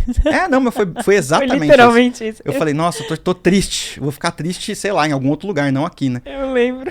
Aí eu fui pra Chapada dos Veadeiros. Falei, não, vou ficar triste lá na Chapada dos Veadeiros. Aí, quem sabe um OVNI me vê, né? Porque lá tem esses rolês dos OVNI. Tá muito legal, gente. Vamos pra Chapada dos Veadeiros, muito bacana. E eu gosto de fotografia. Então o rolê foi que eu fazia um curso de fotografia e a gente foi fazer um rolê fotográfico lá. E aí eu falei, vou ir pra lá, era uma semana e pouco. Fui pra Chapada dos Veadeiros, eu fiquei 30 dias de férias, né? Não fui só pra lá, fui depois pro Canadá também. E voltei. Quase fiquei preso no Canadá. Mas fui pra lá e voltei. Tinha que ter alguma coisa fora do país, né? Eu fui visitar um amigo, né, que tava lá. E eu fui 2 vezes lá fazer essa visita. Uma antes da Microsoft, que tava na pandemia, eu fiquei quase preso no Canadá, porque é o último voo pro Brasil, porque senão eu ia ter ficado lá. Eu ia estar lá até hoje, provavelmente. Mas E outro, quando eu fui lá visitar ele depois. Mas não foi por causa do seu amigo, convenhamos, foi por causa do frio, né? Tenho certeza absoluta. Com certeza, tava -5, falei, opa, é agora. Então, mas Aí eu fui pra lá e eu dei muita sorte, na verdade, porque não tem sinal, né, no meio do mato. E aí a gente tava voltando de um rolê, e tava no ônibus, e aí eu recebi um e-mail da Klarna. Klarna é a empresa que eu trabalhava na Suécia, a primeira empresa. O que é a Klarna? A Klarna, como é que eu posso explicar pro brasileiro? Porque é muito comum. A Klarna faz pagamento parcelado. A Klarna é um banco europeu, é a maior fintech da Europa. Ela é uma mistura de Nubank com PicPay, assim. É um treco meio diferenciado. Legal comentar que fora do país não é natural essa questão de parcelamento, certo? Nem um pouco. A maioria da galera faz débito, e isso é chamado de microcrédito, quando você faz parcelamento. E não é 48 vezes, é tipo 3 vezes, com 15% de juros ainda. Já é too much, já, né? Já é demais isso aí. Já é demais. Tem gente que acha que é um puta negócio, assim. Mas em outros países, por exemplo, Estados Unidos, eles dividem por semana, né? Porque o salário é semanal. Então você pode pagar em 4 vezes, uma por semana. Aí não tem juros, né? Mas quando a gente chama de chamava FISC, era Financing, blá blá blá, alguma coisa. Que era ao longo de vários meses, que era o que a gente faz no Brasil, basicamente. Exatamente o que a gente faz no Brasil. Legal. Só que pra você fazer isso lá, você precisa ter um banco por trás que tá meio que fazendo o backing desse crédito que você tá emprestando. Era microcrédito, não é um crédito grande, né? Então é uma solução incomum até do que é o modo de pagamento natural das pessoas, né? Sim, você vai numa loja, qualquer loja, por exemplo, lá na Suécia tem uma loja que chamava Media Market, hoje chama Energy, mas é tipo uma fast shop aqui no Brasil, uma loja que tem muitos eletrônicos de todo tipo. E aqui na fast shop, por exemplo, você vai numa fast shop aqui, você vê lá 13 vezes de não sei lá, 12 vezes de não sei o que, 6 vezes o computador e tal. Lá não tem essa opção, é tipo assim, custa tanto. E se eu quiser dividir, parabéns. Não vou, a gente não vai divide. Ficar querendo. É à vista. E a Klarna, ela tem qual abrangência, né, nos países da Europa? Nossa, tem muita. Deixa eu lembrar quais que eram. Era Espanha, Portugal, Itália, Grécia, Romênia, tinha no Reino Unido, né? Todo o Reino Unido ali, Irlanda, Suécia, Dinamarca, Finlândia, acho que eram 18 países. Islândia também. Caramba. Estados Unidos fora, né? Austrália. E, se eu não me engano, eles estavam começando a entrar no México. Enorme. É muito grande. Tinha 7 mil funcionários, a Klarna. E quantos engenheiros? Nossa, acho que era mais de 3 mil dessas pessoas eram engenheiros. Caramba. E aí você recebeu um e-mail da Klarna? Sim. Como assim? Um e-mail da Klarna. Durante as férias, no momento que você tava lá chorando suas pitangas. Pois é. Nunca se sabe quando vamos receber um e-mail, né? E aí recebi um e-mail. Eu lembro, o título do e-mail era Something New at Klarna. Eu não sabia o que era, eu achei que era spam. E aí eu abri, e aí eu vi que era uma recrutadora falando, eu vi seu perfil, não sei aonde, tal. Achei legal, você tá afim de discutir uma possível trabalho aqui? O que é esse não sei aonde? Onde que ela viu? Você chegou a descobrir depois? Acho que foi pelo LinkedIn. Tipo, ela entrou em contato. Porque depois eu descobri, porque depois eu entrei no processo de... Quando eu estava trabalhando lá, eu virei recrutador, né? Recrutador, tipo assim, entrevistador. Então eu descobri que eles faziam muito LinkedIn searching, assim, sabe? Hunter. Legal. Só que eles eram muito malucos, assim, eles enviavam pra todo mundo. Era muito doido. Inclusive, depois que eu saí da Klarna, eu recebi um convite da Klarna de novo. Entendi, você era mais um nesse pool de devs, de engenheiros que sim. estavam recebendo. E aí? É aquela coisa, né? Eles mandam pra, sei lá, 1000 pessoas na esperança que, tipo, 3, 4, 5 respondam, sabe? É muita nesse rolê. Mas aí, falei, bora. E aí eu comecei a fazer o processo. Primeiro eu perguntei se tinha realocação. Foi a primeira coisa que eu perguntei. Ela falou assim, não, tem realocação, paga 100%. Não era remoto, não era você daqui do Brasil trabalhando pra Suécia. Você precisava ir pra lá. É um banco, né? Então, por lei, você não pode ter... Quer dizer, você pode, mas se tiver mais que 30 dias fora do país, aí as leis de taxação se aplicam às leis do país e não às leis da Suécia, por exemplo. Então, se eu estivesse trabalhando mais de 30 dias, se não me engano, no Brasil, as leis bancárias do Brasil se aplicavam a mim e não a eles. E aí eu não podia. Então eu tinha que voltar. Tanto é que eu sempre, quando eu vinha pro Brasil, quando eu trabalhava lá, só podia ficar 30 dias. E aí eu voltei, fui pra ir pra lá, né, remoto, presencial, mas a entrevista foi remota. Tá, todo o processo foi remoto. 100%. Aí, porque também não faz sentido, né? Antigamente eles tinham um processo, descobri isso lá, que na última parte do processo eles te levavam pra lá pra fazer o final da entrevista. E aí era de graça, basicamente, viagem de graça. Se você não passou, era uma viagem de graça. Se você passou, já ficava lá. Era tipo assim, não, a gente vai te oferecer uma oferta. Você aceitou, você já ficava por lá já. Você nem voltava. E aí eu fiz o processo remoto, ela falou que era 100% pago e tal. É o melhor dos mundos. Esse caso que eu tive não é comum, tá? Não é uma coisa que, a galera que tá querendo trabalhar fora, não é uma coisa comum de ver. Geralmente o que você vai ver é o seguinte, como foi o meu? Ela falou que era pago a passagem de ida, e eu tinha 30 mil coroas, que é 15 mil reais, de coisa pra mandar um container, por exemplo, né? E aí container, acho que custa entre 7 mil, 8 mil, alguma coisa assim, e as diferenças eles iam me dar como bônus, ou eu poderia não usar os 30 mil e receber tudo depois das taxas, que era 18 mil no final, tipo um salário. Como eu não tenho nada, eu sou uma pessoa bem... Container é literalmente você levar as suas coisas pra lá. Isso, você aluga um container de navio. Literalmente isso. Você aluga um container no navio, enfia tudo lá dentro, fecha e vai. Caramba. É literalmente isso. Tipo, eu nunca aluguei, eu não sei como funciona, uma amiga minha alugou, mas tem riscos. Por exemplo, container não é vedado, então às vezes entra água. E aí, por exemplo, no caso dela, entrou água e mofou várias roupas que ela tinha, várias coisas assim. Aí o seguro paga, entendeu? Mas é isso, e demora meses, demora 3 meses pra você chegar com o container. Então não é um negócio muito rápido, mas é barato pro tipo de coisa que você faz. Então você paga um valor, põe muita coisa no container, pode pôr a casa inteira se quiser, que é bem grande um container. Não parece, mas é muito grande um container. E chegava lá, eles iam me dar uma moradia temporária de 30 dias, até eu achar uma casa lá, e eles iam me dar o que eles chamam de assessoria de realocação, que é uma empresa que, geralmente, quem conhece Deloitte, por exemplo, faz muito isso. Por exemplo, a Deloitte faz esse tipo de serviço. Lá chamava Nordic Relocation. Eles pegam a galera para fazer visto, para fazer residence permit, para dar o caminho das pedras iniciais. Nossa, muito legal isso. Sim, às vezes não funciona, mas às vezes funciona. No meu caso, eu tive uma experiência ruim, mas um amigo meu teve uma experiência maravilhosa. Foi a pessoa que atendeu, entendeu? Dependendo da pessoa que te atende. Entendi. Mas, era isso. Esse é o melhor dos mundos, porque você sai daqui com tudo certo lá. Então você não tem que se preocupar será que eu vou morar na rua, não sei o que lá, não tem essa. Você já sai com tudo meio que pronto. Então você só se preocupa mesmo com a mudança e o que você vai fazer, como você vai levar e tal. Isso é muito legal. Mas não é comum. O que a galera faz, geralmente, eles até pagam a passagem de ida, mas eles pagam bem menos ou não pagam se você for levar coisas.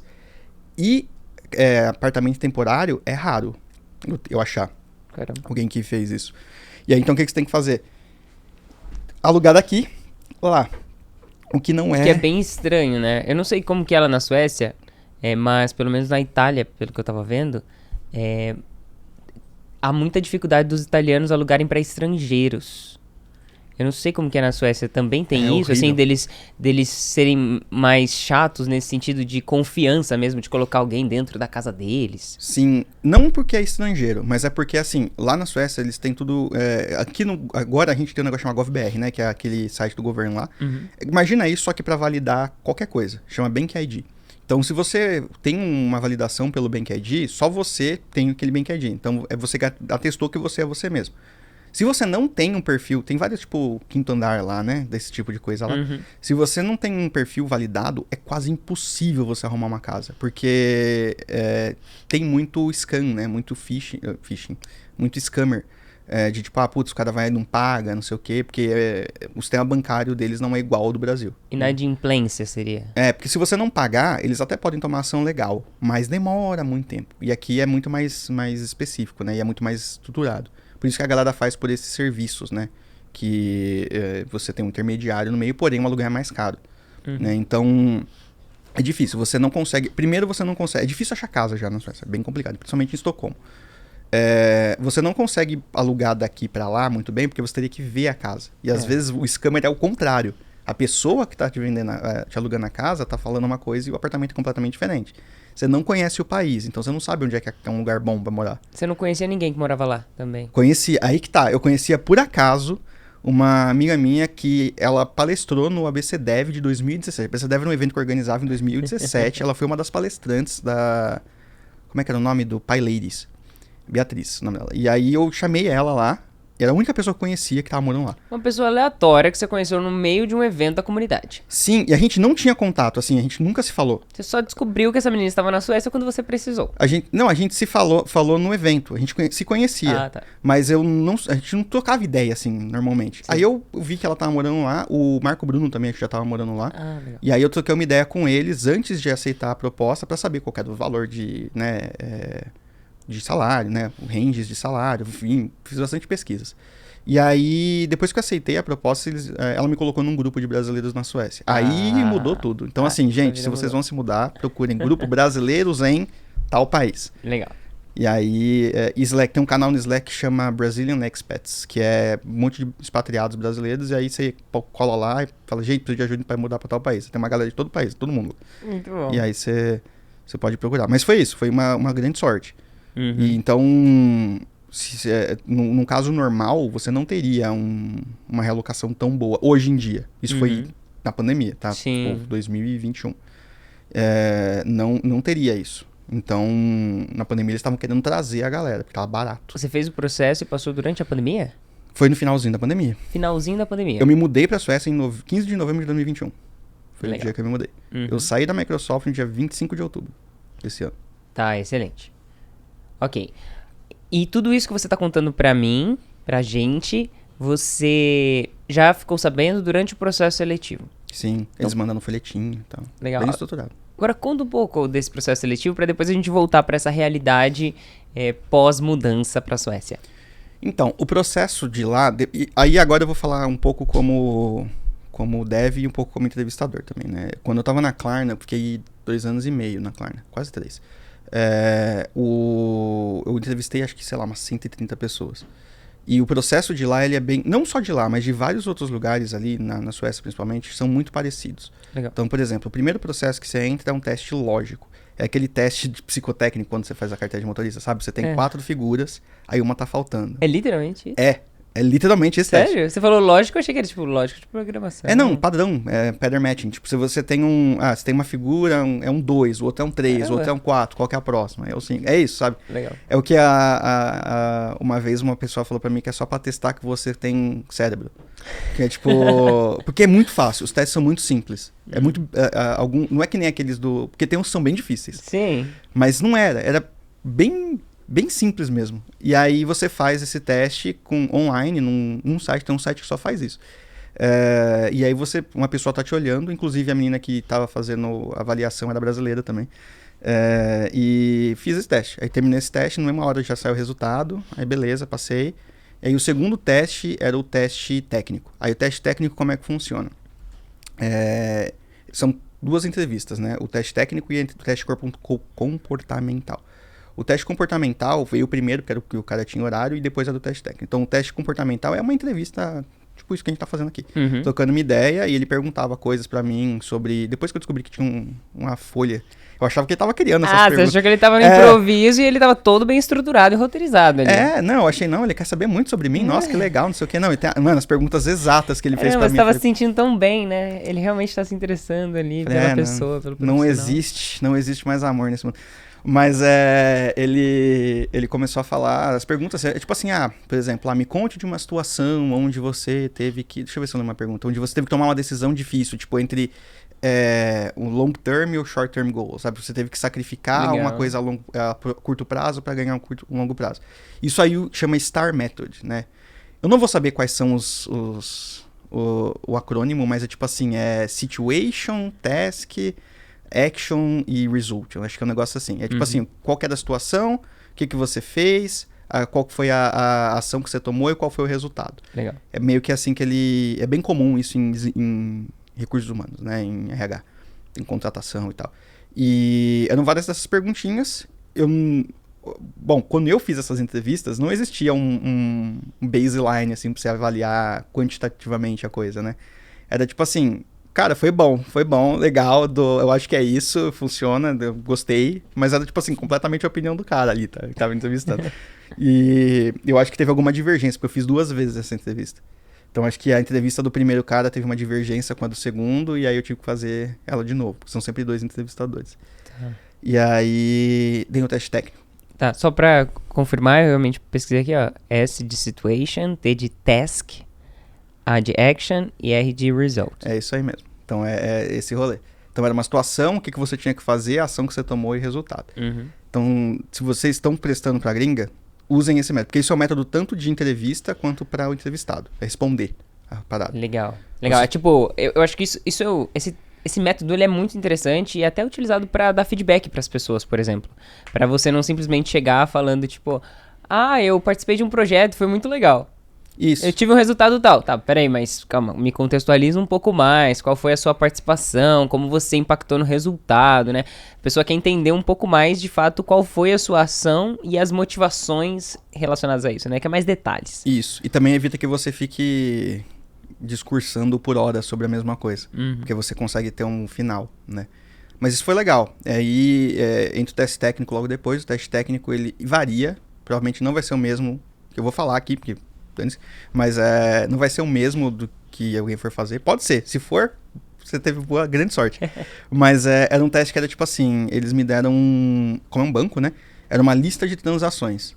Isso é o Code Challenge. É o Code Challenge. Mas não é ao vivo, né? Eu não tenho que fazer lá ao vivo, né? Tá. Eles me mandaram um dia antes. o teste, para eu resolver esse teste durante a noite, ou sei lá, alguma coisa, e daí no dia a gente ia fazer outros problemas. Né? Interessante. Você precisava um dia para desenvolver? Eles falaram assim, acho que eles mandaram 2 dias antes. Aí era tipo assim, você tem que fazer isso. Aí eu fiz, aí ele falou, tudo bem, agora depois a gente vai fazer com esse mesmo código, a gente vai entrar numa coisa, eu vou te falar pra adicionar coisas novas. Isso em videochamada. Isso, Você aí... tinha 2 dias para fazer o que eles pediram, depois você entrava em videochamada e Era um iria pair programming. evoluir aquele código. Isso, aí era um pair programming mesmo. Aí eu fiz, era uma lista de transações, aí tinha que categorizar a transação por proximidade, um negócio assim, tinha umas regras lá. E aí, beleza, nada super elaborado, assim. E aí depois eu entrei numa call com ele, com eles, né, não 2 pessoas, e foi tipo assim, agora implementa uma nova funcionalidade aqui, que se tiver mais que 100 de débito, você não pode ter uma nova transação, não sei o que lá. E aí aí eles já tinham, além desse código que eu mandei, eles me mandaram, aí sim, no dia anterior, um sisteminha pronto, para eu me familiarizar com o código, e depois resolver esses problemas. E aí, isso eu acho assim, eu até escrevi sobre isso no blog, e também falei numa palestra que eu dei agora pro Global Career Summit. Existem 2 tipos de teste técnico. Existe esse teste que você recebe, que é o Take Home Assignment, que é tipo lição de casa. Você recebe um teste, tem tantos dias para fazer e entregar. Você tem o outro tipo de teste, que é o que você recebe antes e você evolui na hora. Os 2 avaliam coisas diferentes. Tipo, o primeiro teste, ele avalia o quanto você é bom em criar alguma coisa do zero. Então, por exemplo, ele vai te dar uma task, assim, você tem que criar com essa lista de transação, organize elas em categorias. Não existe o sistema, não tem essa organização. Então, você tem que criar do zero. O outro é o oposto, é para saber o quão bom você é em manter coisas que já existem. Mexer no código de outras dos pessoas. Outros. Então, você recebe um código, geralmente está zoado, um código com algum monte de problema e tal, e você tem que corrigir ou adicionar novas funcionalidades nesse código. E aí, geralmente a galera quer saber como que você evolui nisso. E aí, o próximo teste era o teste arquitetural, que aí era um whiteboarding mesmo. Entrei numa chamada, abrimos um Miro, acho que era a ferramenta, e aí ele me perguntou, como é que você implementaria lá a gente tem um cliente que quer fazer uma checagem de crédito. Aí eu tenho esse sistema de checagem de crédito, como é que você implementaria no cliente? Aí que vem a questão do produto, como é que você faz as perguntas certas. O cliente, quantas checagens por dia? Como que pode ficar fora do ar? Qual que é o tamanho do payload? O que vem? O que vai? Como que ele vai usar? Onde é que vai ficar a checagem? Como é que é isso? Aí que tem que ser, tipo, production ready, pode ser um anúncio, aí vai das perguntas que você vai fazer. Você chegou a estudar um pouco sobre a Klarna antes? Ou não? Sim, não, fiz, sim, sempre bom. Dar uma olhadinha ali no site, entender o que eles fazem, chegou a conversar com alguém? Não conhecia ninguém que trabalhava na Klarna, mas impressionante, porque agora eu conheço infinitas pessoas que trabalhavam lá, mas eu cheguei a pesquisar, entrei no site, olhei tudo, né, tudo que eles faziam, como eles faziam, mas era meio difícil você saber o que eles faziam, porque é um app, né? Geralmente o que eu faço, eu entro, baixo o app da empresa, vejo, né, se tem um app, se é um site, tento fazer uma conta, ver como é que funciona, mas na Klarna o app nem funciona aqui no Brasil. Não tem na loja. Então não dava nem pra eu saber como funcionava. Então eu tinha uma ideia de como funcionava, mas eu não sabia o que era de fato. Legal. Mas eles também não cobravam muito isso, não fazia muita diferença pro teste. Aí no teste arquitetural foi o último. Aí foi 2 dias de entrevistas, assim, porque era no horário de lá, né? Então foi das 5 da manhã até as 2 da tarde, mais ou menos, todos os 2 dias. Tá. E essa parte de teste de arquitetura era por conta do seu nível? Teste isso, era em geral, por exemplo, para um pleno... Pleno tem também. Júnior não tem. Júnior não tem. Não, Júnior não tem. Mas pleno tem, porém não tem tanto peso. Sênior é eliminatório esse teste. Se você falhar, é eliminatório. Pleno, e no pleno é classificatório, imagino. Se você falhar, nada acontece. Se você conseguir, pontos. Legal. Você ganha. Né? Pode até, inclusive, pular de nível. Tipo... Como que funciona a questão de grades, aproveitando que você está falando sobre isso? Então, varia de empresa para empresa. Na Klarna funcionava assim. Você tinha L1, que era estagiário, undergraduate, que ele chamava. Que é o estagiário, né? O cara que tá estudando. Aí você tinha o L2, que é o pleno. Né? O L1 era 1, aí 1.3579, que era o estagiário. Aí tipo 1.7, 1.9 já era júnior. E aí 2 era pleno. Aí 2, 3, 5, 7, 9. E aí o 3 era sênior, mesma coisa. 4 era Lead, que é o caso do Staff, né? Staff Engineer, Sim. ou no caso lá chamava Lead Engineer, 5 era Principal Engineer e 6 era Director of Engineering. Aí o 7 não tinha, que era o CTO. Legal. Então... Você entrou como qual? 3. 3. A gente não sabe o nível, né? O ponto, alguma coisa. Eles A não variação dentro do... Ah, É. eles não contam? contam. Não, ninguém conta qual que é o teu nível. Porque aí eu não sei, porque aparentemente é tipo assim, se você tivesse 3.2, por exemplo, e aí você tivesse um bom trabalho, você não seria promovido para um L4, você ia para um 3.7. Só que se você tivesse um 3.7, aí sim você poderia ser promovido para um L4. Mas não te contam? Não. Nem nessas conversas de feedback com o seu gestor, Não. gestora? Nem depois que eu saí. É. Eu tenho fortes indícios para crer que eles também não sabem. Mas, enfim. É só pra não precisar fazer com que você vá pra outra, não ter como justificar. Mas no formulário, quando você faz quando a gente, como entrevistador, preenche, tem 3.1, 3.5, você tem lá, tem os níveis. Mas eu acho que é mais pra você, tipo, desbalancear pra poder ter menos empates Entendi. entre um e outro. É classificatório mesmo. Sim. Uhum. Só que aí é pleno center, e aí é difícil pra caramba ser promovido, sendo sincero. É bem complicado. Chegou a ser promovido nesses 2 anos e meio? Sim, mas não de nível, né? Só dentro de do L3. Ponto 1, ponto 2, ponto 3. Ponto alguma coisa pra ponto alguma coisa. Alguma coisa. Mas é muito complicado, porque eu não sei se... Aí eu já não sei se é em todas as empresas, tá? Mas na Klarna era muito relacionado a mérito. Então, tipo assim, você tinha que ter projetos pra você entregar, e não era sempre que tinha esses projetos. Então tinha 7.000 pessoas querendo ser promovidas. Quando tinha um projeto, era... Calma, não era o seu projeto? Era um outro projeto? Então, eles chamavam muita coisa de LEAPs, chamava, né? Era um time, uma task force. Tipo assim, precisa fazer um negócio. Aí juntavam um monte de gente de vários times, faziam um timezinho. E só nesses casos a pessoa... Não era só nesses casos, mas isso tá. aí é o que dava mais boost. É tipo assim, entendi. você participou desses leaps, vários leaps, porque no final dele você sempre tinha um produto. Tinha uma pontuação, de certa forma, e isso aí tinha um peso maior. Isso. Porque era a entrega do produto. Quanto mais produtos você entregava, melhor era. Então, assim, a gente entregou vários produtos, beleza, só que depende... É empresa grande. Aí, empresa grande entra... Para todas as empresas grandes, inclusive Microsoft, Google, tudo, entra a questão política, né? Burocracia, política, quem você conhece dentro da empresa que pode te dar um projeto. Isso aí é universal, infelizmente. Não é uma coisa que é só da Klarna, só do Google, só da Microsoft. Empresas, corporações, você precisa ter muito contato com outras pessoas, muito. Então, se você tem muitos contatos dentro da empresa, é muito bom para você... Tecnicamente, networking é muito bom. Uhum. E você também tem que, assim, seu gerente direto é quem vai propor a sua proposta, certo? Então, tipo, a sua promoção.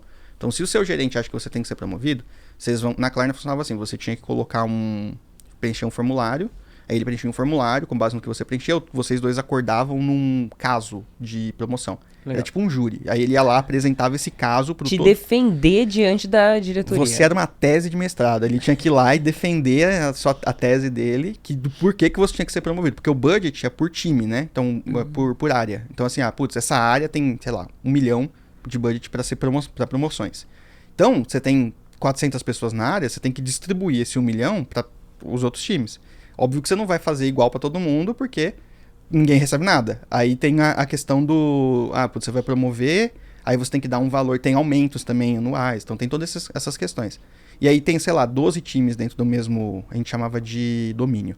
Então, domínio, depois grupo e aí time. Dentro do mesmo grupo, o meu era o app. O domínio era Shopping Experience, aí dentro do meu grupo era App Domain, né? O app Group. Em App Shopping, que era o do app mesmo, do app da Klarna. Dentro desse grupo tinha acho que 15 times. Cada time tinha 6 pessoas, alguma coisa assim. Como é que você faz para 70 pessoas terem com um budget de, sei lá, 100 mil coroas, sei lá, 400 mil coroas? Você tem que distribuir isso para promoções. Então vai ter 1, 2 promoções nesses 15 times. Então é o seu manager com outros 15 managers, e aí cada um dando um pitch pro gerente geral, né, pro gerente do grupo. Legal. Que vai dar um pitch pro gerente dele, com todos os outros group managers também, pro líder do domínio, que vai dar um pitch pro CTO. Então, assim, muitos pitches. Chega num momento, assim, tá completamente fora da sua mão esse rolê. Tipo assim, até o primeiro nível você consegue controlar. Depois dali, larga na mão de Deus e vai, sabe? Porque não tem jeito, você não tem como controlar isso. Caramba. E você só consegue chegar assim, por mais que você consiga chegar, ter amizade com todo mundo e as galera te conhecer, é impossível você ser conhecido durante Nesse toda a cadeia. nível, né? Tipo, a gente conhecia o nosso diretor de engenharia. Ele sabia quem a gente era. Mas isso não quer dizer que... Sabia nosso nome, né? Sim, sabia quem a gente era, sabia quem era todo mundo, assim, conhecia a galera. Só que é difícil você... putz, porque tal pessoa, tal. Tudo bem que é. A gente quer promover o Joãozinho. Mas quem é o Joãozinho, né? Quem é? Sim. O que ele fez? Aí só as ações, infelizmente, não contam só. Excelente. Política. Legal.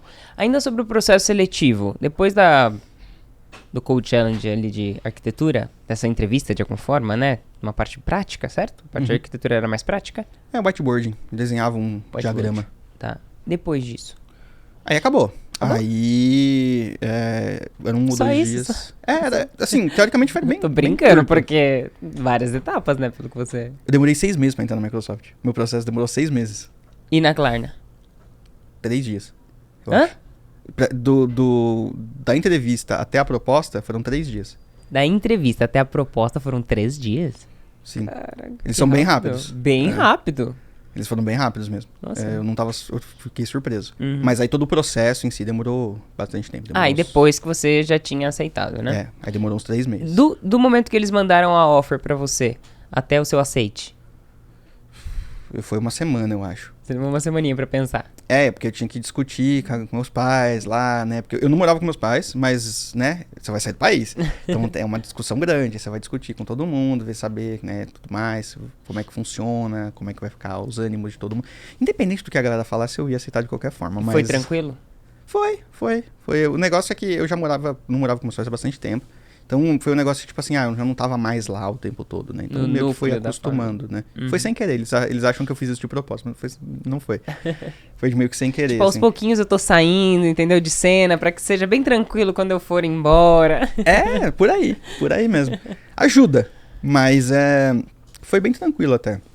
Aí o que você tem que fazer é, tipo, você aceitou, e aí você tem que mandar uma procuração pra empresa que vai fazer o seu visto. E aí eles vão dar entrada no seu visto lá de trabalho. Aí uma hora que o visto sair, você só pode ir depois que o visto sai, né? Então é o que eu falo pra galera. Não larguem seus empregos, se você tiver indo trabalhar pra fora.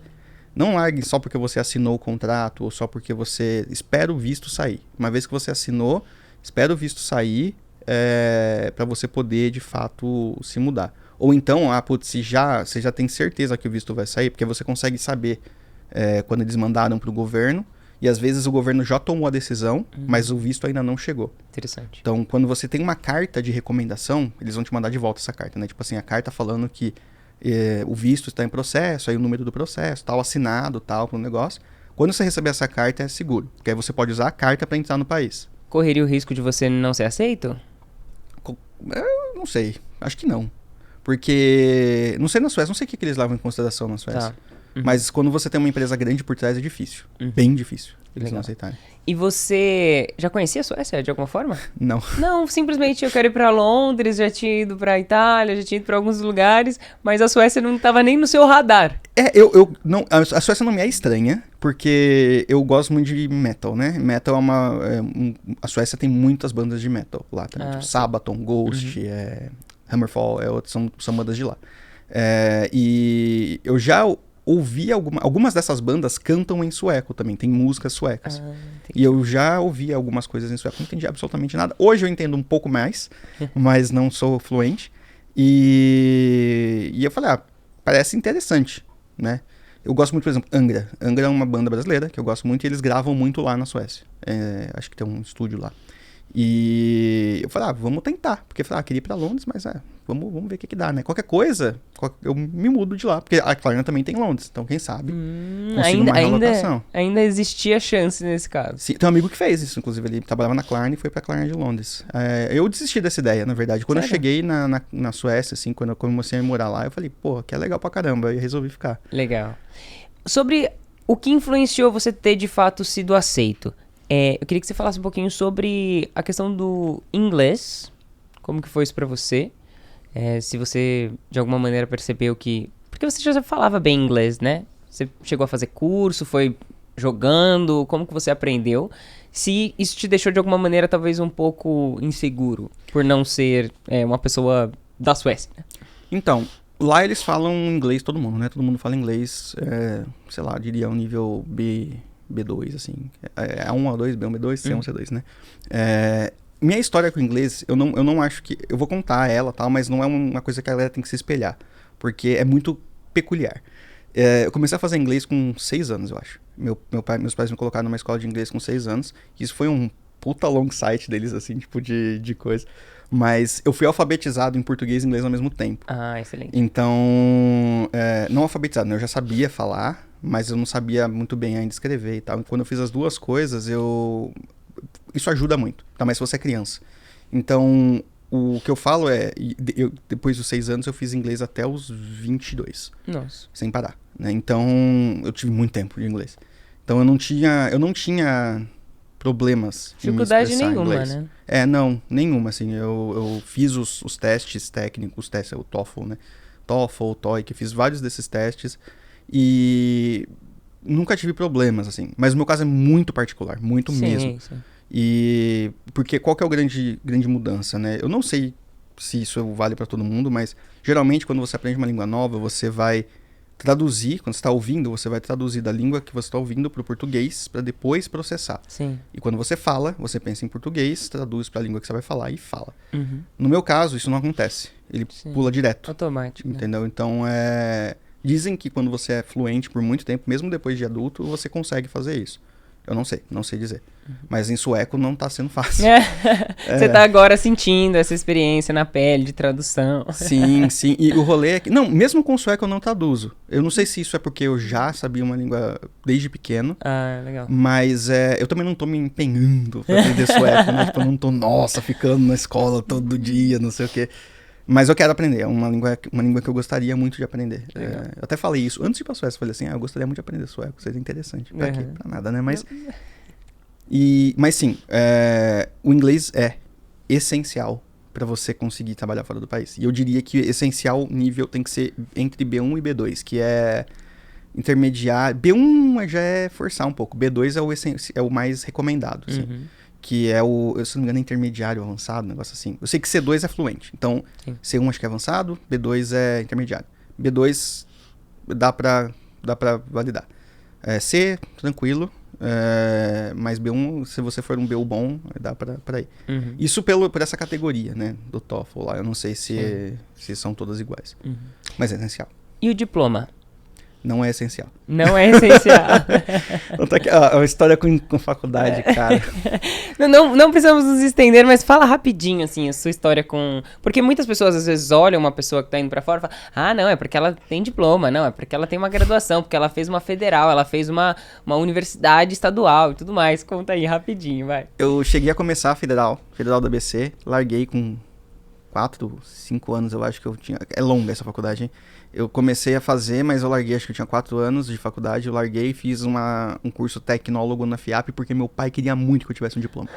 Senão eu não teria feito. E não era em...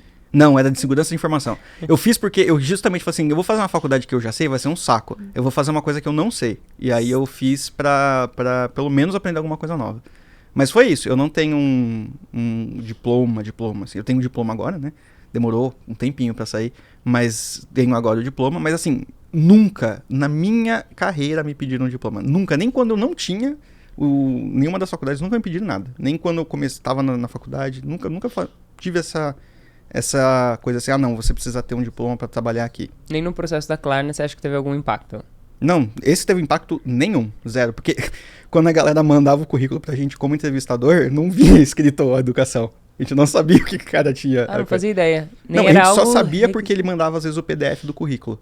Mas aí tava escrito lá, mas no coisa não é requisitado. Interessante. Vamos falar então um pouco sobre a sua vida na Suécia? Conta pra gente as principais diferenças que você... Eu diria que assim... Quero saber mais a respeito dos seus aprendizados mesmo, assim. Então, lá eles são muito mais, eu diria, compassíveis. Assim. Eles são uma galera que não gosta muito de conflitos. Eles gostam muito de evitar conflitos e tal. Eles, obviamente, são, que nem todo mundo fala, um pouco mais afastados, mais secos, assim. Mas eles são muito legais, tipo, no geral, assim, né? E eu acho que a grande diferença, assim, foi meio que de cultura de trabalho. Tipo, você não faz hora extra, não existe hora extra lá. Você saiu 5 horas, não tá fazendo, ai, nossa, tá saindo cedo, hein, não sei o quê. Não. Tá desmotivado? Tipo, não tem essa. Tipo assim, você tem que sair assim, tá certo. Tipo, às vezes a galera sai até mais cedo. Mas tipo assim, todo mundo confia que você tá fazendo o melhor que você pode, naquele momento que você tem. Então, é muito legal isso, porque eles sempre têm uma cultura de feedback, esses negócios assim de, tipo, putz, você vai trabalhar com alguma coisa, você tem essa cultura de, tipo, vamos melhorar junto, pelo menos na Klarna, né? Melhorar junto e tal. E na empresa que eu tô agora, né, tô no OpenVolt, é uma empresa irlandesa, mesma coisa também, mesma vibe. Então, não posso dizer que é ruim, nunca tive gerente esquisito, ou coisas estranhas no trabalho. Eu não posso dizer que isso é só comigo, porque eu já ouvi relatos de times diferentes dentro da Klarna que tinham problemas. Mas nos que eu trabalhei, foram todos bem ok, assim. Então, nesse caso, eu acho que é a maior diferença. Tipo assim, você não tem a obrigação de ficar até mais tarde, ou você não é julgado por sair mais cedo. Uhum. Você se sente realizado de estar vivendo de fato aquilo que você desejava, né? De trabalhar fora do país? Mano, isso é uma pergunta complicadíssima.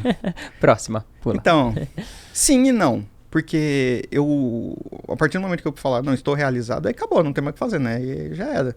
Mas aí eu não sei o que fazer. Então, eu sempre quero fazer alguma coisa diferente. Então, sim, porque eu consegui alcançar tudo isso. Mas agora são outros objetivos. São outras coisas que eu quero fazer. Uhum. Nenhuma delas envolve viajar ou estar em outro país, assim, pra mim tá bom ali.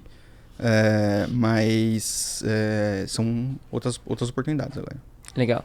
Das coisas que você não gostava no Brasil e que você de fato encontrou na Suécia, o que você pode... Frio. Além do frio.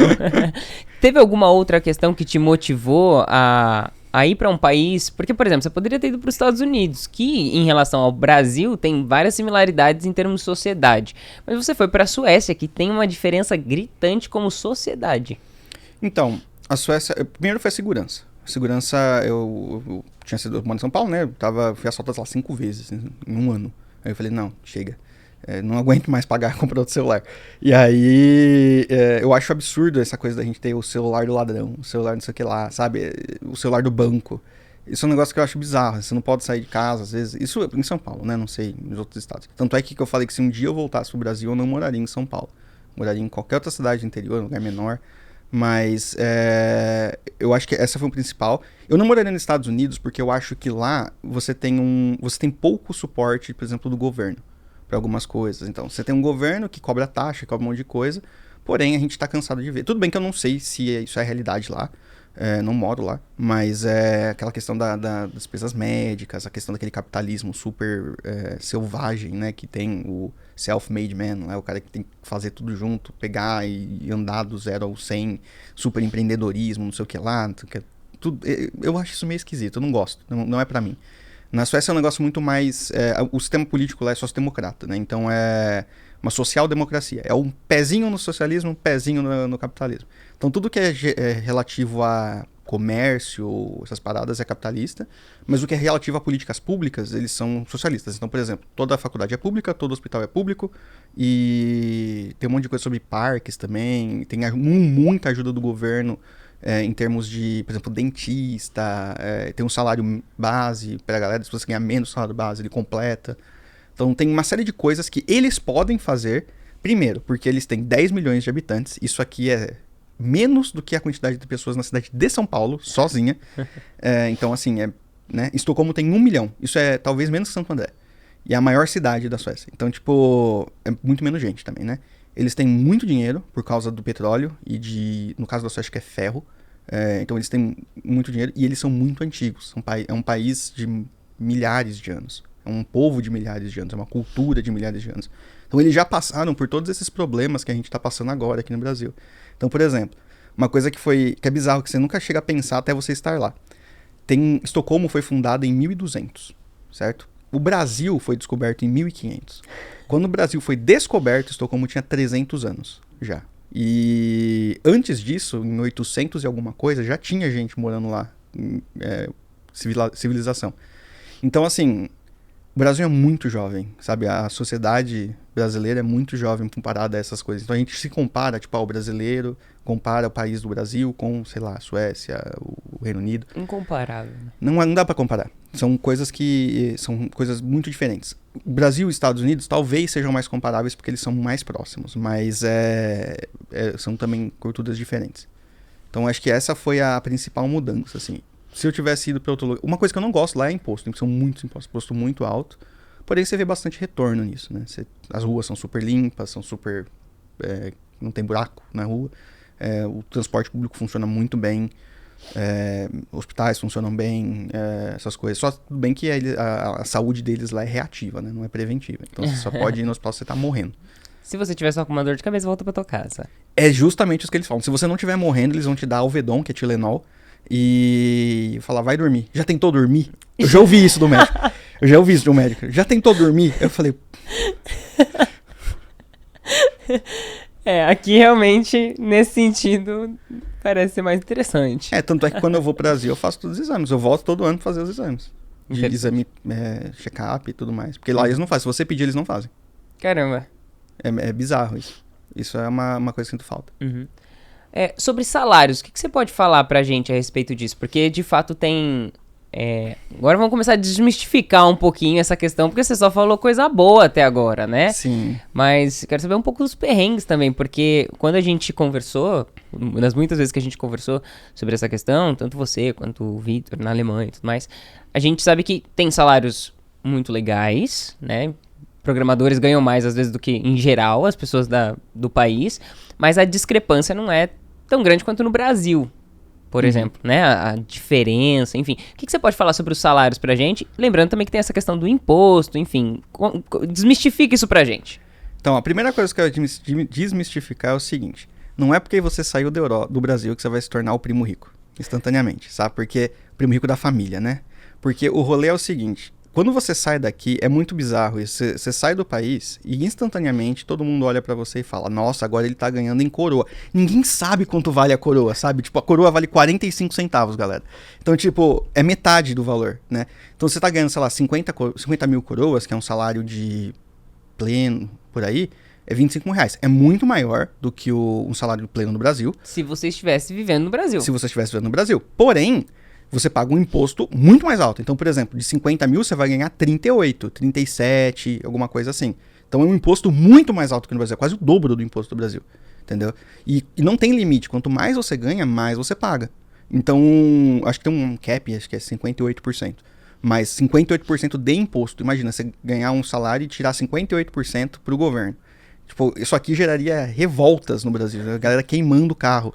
Tipo, isso é uma coisa que a galera não conta. E outra que nem tudo... Você vai ter os mesmos problemas que você tinha aqui, só que lá, em outra língua, em outro lugar. Porque, por exemplo, você tem que fazer imposto de renda. Você tem que fazer imposto de renda. Em todo lugar você vai ter que fazer imposto de renda. Você vai ter que contratar gente pra pintar casa ou instalar alguma coisa. Não sei que você aprenda a fazer isso, que também é legal, porque é caro pra caramba esses serviços lá. Serviços manuais são muito caros. No Brasil... São valorizados, né? Essas pessoas, elas conseguem ter um salário, às vezes, de uma pessoa que trabalha naquilo que a gente chama de algo mais qualificado, né? Sim, sim. E às vezes mais. Porque tem dedução de governo, de imposto e tal. E elas trabalham como empresa. A empresa tem muito menos imposto lá. Então, trabalho manual é caro e você vai ter que aprender a fazer as coisas sozinho. Então, por exemplo, iFood, né? No caso que a gente tinha lá, lá é o Volt. Volt e... Foodora, essas coisas, são apps que você pode pedir comida, só que, por exemplo, a taxa de entrega é 70 coroas, 35 reais de taxa de entrega, saca? Então, tem uns que são mais de 100. Então, não é uma coisa que você vai pedir todo dia, ai, nossa, tô com fome, vou pedir uma comida aqui. Não é um negócio que você vai falar, nossa, vou pedir toda hora aqui. Por exemplo, bebida, brasileiro gosta muito de bebida, certo? Então, você tem Zé Delivery, você tem um monte de coisa que entrega bebida. Lá não tem isso, não existe esse rolê. Você tem um lugar no país inteiro que você pode comprar bebida, que é uma única loja do governo estatal, que chama System Bolaget, e lá é o único lugar que vende bebida alcoólica. E acima de 5%. Abaixo de 5% vende no mercado. Mas é ali. E aí ele funciona nos horários muito malucos, tipo assim, ele funciona quando eu quero, ele abre quando eu quero, ele fecha quando eu quero. Eles anunciam quando eles vão fechar no dia anterior, no site. Então, tipo, ele tem uns horários muito doidos. Só que funciona bem. Tipo assim, você vai lá, eles têm tudo, eles têm muita coisa, tem coisa brasileira e tal. Então esse é um outro rolê. Não em tudo que você quer vender, comprar, vai vender nos lugares. Você vai ter que se acostumar com coisas que você tinha aqui que não tem lá. Então você tem que arrumar a galera do Nescau e do Toddy, por exemplo. Nescau e Toddy é uma coisa brasileira, não tem lá. Então se você gosta muito de Nescau e muito de Toddy, eu gostava muito. Né? Eu gostava Leva. Muito leva, ou compra lá, tem também, né? Se a galera importa. Mas tem outras coisas, então você tem que acostumar com a comida, com os costumes. Então não é uma coisa que você vai, sabe, só, não, vou mudar, vai ser exatamente a mesma vida, só que num lugar melhor. Não é assim. Porque você vai ter os mesmos problemas, só que, por exemplo, você vai ter menos gente, você vai ter menos família, você vai estar sozinho lá. Tipo, de fato, você não tem... Não é que nem, nossa, eu moro em São José e minha família mora em São Paulo. Aí você tem 1 hora, 2 horas. São 15 mil quilômetros, por exemplo, por aqui, pra Suécia. Então são 12 horas de voo, pelo menos, pra você conseguir chegar lá. Então não é assim, nossa, eu tô tendo um problema, vou chamar meu pai. Não funciona assim, saca? Tipo, por exemplo... Tem que crescer. Sim. Quebrava alguma coisa em casa, eu tentava arrumar, né? Mas meu pai manja muito mais que eu. Aí eu chamava ele lá, a gente arrumava junto. Aí aprendi a arrumar uma vez e tal. Lá não tem, nada. Nossa, pai, quebrou aqui a coisa. Como é que arruma? Vem cá arrumar. Eu fiz chamada de vídeo várias vezes, meu pai. Nossa senhora. pra arrumar as coisas. Montar móvel. Nossa, adoro montar móvel agora. Mas a IKEA, fantástico. Mas isso são coisas que você tem que pensar. Que não é tudo maravilha. Você não pode simplesmente sair do Brasil falando, vou mudar pra seja lá que país que eu vou. E vai ser tudo incrível. Porque não vai. Já tem que saber que vão acontecer problemas, vão ter burocracias que vai ter que fazer, vai ter que ficar muito mais ligado no que você precisa fazer para o governo, por exemplo, o que o governo pede, nas leis. Eu sei muito mais das leis suecas do que as leis brasileiras. Pra você não ser deportado, né? Pra você não ser deportado, pra você não ter que pagar mais imposto do que você já tá pagando, ou então como funciona a lei trabalhista, por exemplo. Isso é bastante importante. Então você... Cara, eu quase participei de uma greve de sindicato lá. Eu nunca participei de greve de sindicato aqui. Eu nem sabia o que era isso. Eu falei, caralho, o que tá acontecendo aqui? Mas é isso. Saí do Brasil para ser grevista lá na Suécia. Mas é isso. Aí, tipo... Eu acho que esse é o principal ponto que eu quero... Os principais pontos que eu quero desmistificar. Tipo, não é assim. E trabalho. É trabalho. Não é, nossa, eu vou trabalhar numa Google no Reino Unido. Nossa, é a Google. Vou fazer academia o dia inteiro. Vou comer fruta. Gente... Não funciona assim também. Aqueles reels que a gente via, minha vida no Twitter, um dia no Twitter. Um dia como engenheiro no Google. A pessoa, ela basicamente não escrevia linha de código, né? Não, tomava café, ia lá, não sei o que lá. Isso não existe, nem na Microsoft isso existe. Tipo, eu fui lá em Redmond e tal, a galera tinha, né? Você tem essas amenidades, existem lá. Mas não é, nossa, a galera fica o tempo inteiro lá. E quando você fica, você geralmente não sai no horário. Tipo, isso é feito para que você fique na empresa. Então, tipo, você vai ficar lá tomando cafezinho no rooftop, mas você vai sair 10 horas da noite de lá. Eu trabalhei em empresas que tinham, por exemplo, a parte de videogame. Raramente o pessoal conseguia jogar, e se jogava era bem depois do horário de trabalho. Tipo, já era estendido o trabalho, aí depois a gente falava, vamos ficar mais um pouquinho, só pra gente jogar um videogame. Spotify tem isso. Spotify lá é sueco, né? Sueca, eu fui visitar, tem alguns amigos que trabalham lá, e eles me mostraram, eles têm uma salinha de vários videogames vazia. Não tem ninguém. Cinema, vazio. Na verdade, o cinema a gente conseguiu assistir. Tava passando Game of Thrones, o novo coisa, a gente foi lá assistir Game of Thrones e Last of Us. Muito bom. Conta um perrengue. Legal, assim. Pra gente saber. O pior é que eu sou um cara muito planejado, então eu tive pouquíssimos desses. Mas deixa eu ver se eu consigo lembrar. Eu me perdi uma vez num ônibus e eu não falo sueco, né? Então, tipo, foi logo no início, quando eu cheguei, eu falei, vou dar uma volta no apartamento. Primeiro perrengue, o apartamento tinha 22 metros quadrados. Eu cheguei no lugar, era um único cômodo com tudo dentro. A cozinha só cabia eu e eu ficava com metade do corpo pra fora ainda da coisa. A geladeira, cara, era bizarro. Eu não conseguia abrir a geladeira, ela tinha uma trave, eu não sabia. Aí eu fiquei, tipo, 1 hora tentando abrir. Então esses são os primeiros principais, assim, os perrengues principais. Mas eu fiquei andando pra saber, onde é que é as coisas aqui em volta, tal, andando e tal. Aí eu falei, vou ser um pouco mais ousado. Aí peguei um busão e fui pra outro lugar. Só que eu não sabia voltar e não tinha sinal, eu não tinha o chip do celular, esqueci disso, que eu não tava com 3G. Meu Deus. E aí eu não sabia voltar. Aí eu falei, mano, como é que eu vou fazer pra voltar? E aí eu já tava de noite, tava ficando de noite já, tudo bem. De noite na Suécia é normal, era tipo 2h30 da tarde, tava de noite já. Sempre noite. No Durante inverno. 6 meses. Eu cheguei no novembro, né? Novembro é o auge do inverno, então tipo 2h30 eu tava de noite já, né? Então falei, preciso achar alguém que eu conheço aqui, que eu sei que trabalha em algum lugar perto, pra eu poder encontrar. Mas eu tava longe, nem sabia onde eu tava. Aí eu falei, beleza, vou procurar um Starbucks algum café Pra ter internet. que tem internet. Aí eu entrei, eu andei uns 4 quilômetros, eu acho. Até achar porque não tem Starbucks lá. Tem a versão sueca, que é o Espresso House. E eu achei uma. Aí eu entrei no lugar, não tinha Wi-Fi. Eu falei, ai meu Deus do céu. Aí saí, andei mais um tempinho. E aí achei um lugar que tinha Wi-Fi. Aí eu descobri que eu tava andando todo esse tempo ao contrário. Eu fui pro outro lado. Fui pro outro lado e não fui pro lado certo. Então eu andei 4 quilômetros a mais do que eu precisava andar. E aí eu não sabia que ônibus que eu tinha que pegar. Eu não tinha o cartão, né, de ônibus. As coisas estavam escritas em sueco? Sim. Grande parte das coisas são escritas em sueco. Aí você tem que ficar olhando assim com coisa. Algumas tem inglês também. A sorte é que todo mundo fala inglês. Então, show demais. Mas aí consegui pegar. Não conseguia pegar o ônibus porque eu tinha pegado o ticket, né, do ônibus, era com um cartão no coisa. E eu não tinha o cartão. Eu entrei. Primeiro que eu entrei, que eu não sabia que tinha que pagar, porque você pode entrar por trás. Então eu entrei e não paguei. Aí eu vi que o cartão, eu falei, ai meu Deus do céu, espero que não passe o guardinha, né? Porque aí você passa, é cara a multa. Aí agora não, agora todo mundo só entra pela frente. Mas e eu não conseguia pegar o ônibus. Eu falei, não vou pegar outro busão, não pagar de novo. Aí vai que dessa vez o guardinha tá lá, né? Aí eu voltei, eu acho que eu andei uns 9 quilômetros pra voltar pra casa. De noite, tava -6. E eu andando lá. Sim, mas assim, eu tentei levar isso pelo lado positivo. Eu falei, estou andando na Suécia, olha que lugar bonito, não sei o quê. E de fato é um lugar muito bonito. Mentalidade positiva. Então, torne os seus problemas suas... E pelo visto você não foi assaltado. Na Suécia não, em Paris eu fui. Mas é furto, né? Então é diferente daqui do... Mesmo os roubos são muito diferentes daqui do Brasil. Não tem essa questão de mão armada e tal. Então, eles são mais furtos. Então, sabe, você vai perder alguma coisa, ela vai furtar. Vai, tipo, pegar na surdina e levar embora. Mas nunca fui, assim, é muito tranquilo, cara. Tipo, na primeira semana, fui no mercado, se eu não me engano. E minha casa, ela ficava Eles sempre reformam as fachadas dos prédios, que elas são muito antigas. Então, de tempos em tempos, eles reformam. Aí tinha um monte de andaime, assim, né? E você passa por baixo do andaime. E eu tava andando com meu celular na mão, e aí eu vi um cara vindo no andaime, lá no final do andaime. Falei, pronto, vou ser assaltado. Aí guardei o celular, não sei o que lá. E não era um cara, sei lá, eu tava andando com fone de ouvido. E eu falei, ai, mano, tem que tirar essa mentalidade brasileira aqui do negócio.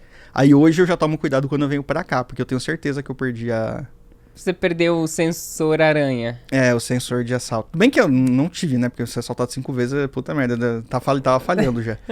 Mas eu tomo mais cuidado quando eu venho pra cá do que quando eu vou pra lá. Lá é muito, muito, muito tranquilo.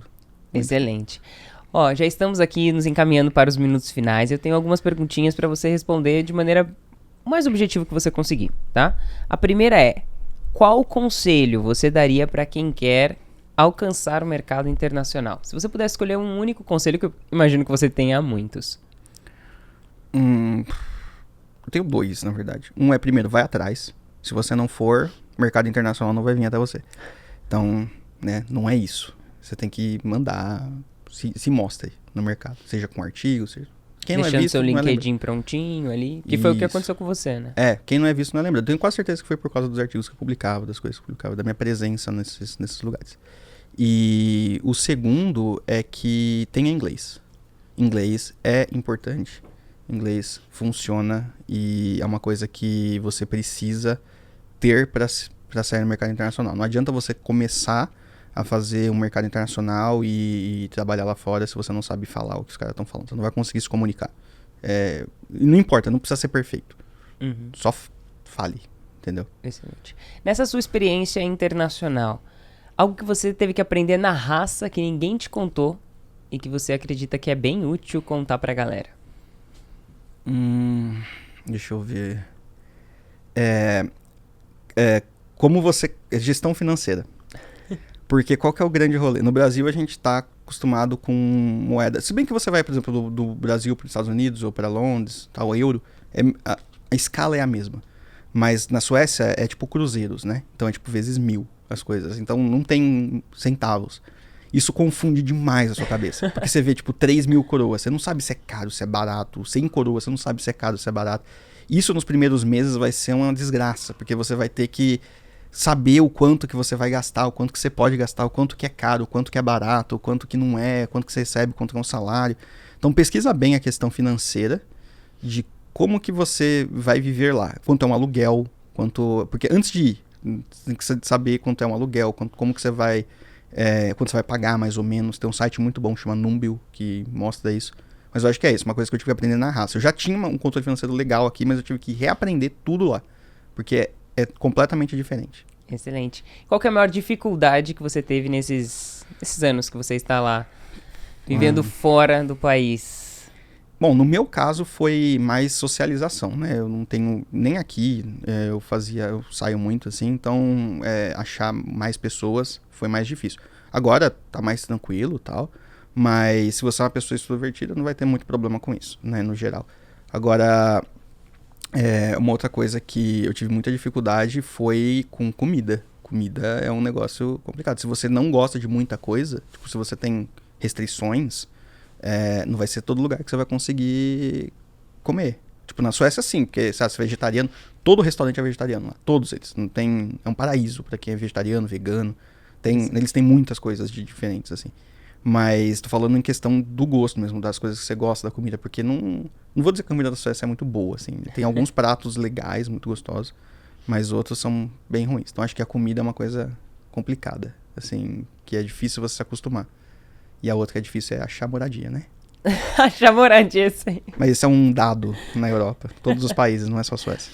Excelente. Lu, obrigada pela sua participação. Que episódio rico, com muitas informações, muitas risadas também. Demais. Alguns perrengues no meio do caminho. Muito obrigado por compartilhar. Quer deixar suas redes pra galera já se conectar com você? Claro. Então, Lucas Santos é um nome muito comum, né? Então, todas as minhas redes estão como o nome da rede, .lsantos.dev. Então, lsantos de Lucas Santos. Twitter.lsantos.dev, github.lsantos.dev, LinkedIn, Instagram. Que, né, não tenho nick em nenhuma delas, porque é impossível encontrar um nick com o meu nome. E se você tá em dúvida, lsantos.dev, vai cair numa landing page, pode mandar mensagem, pode me chamar no Telegram. Muita gente me chama no Instagram, no Telegram, no LinkedIn pra perguntar sobre como faz pra chegar em tal lugar, ou morar na Suécia mesmo. Pode me perguntar, eu vou responder. O que eu puder ajudar, eu ajudo a galera a sair. E com dúvidas de programação, desenvolvimento também, pergunta aí.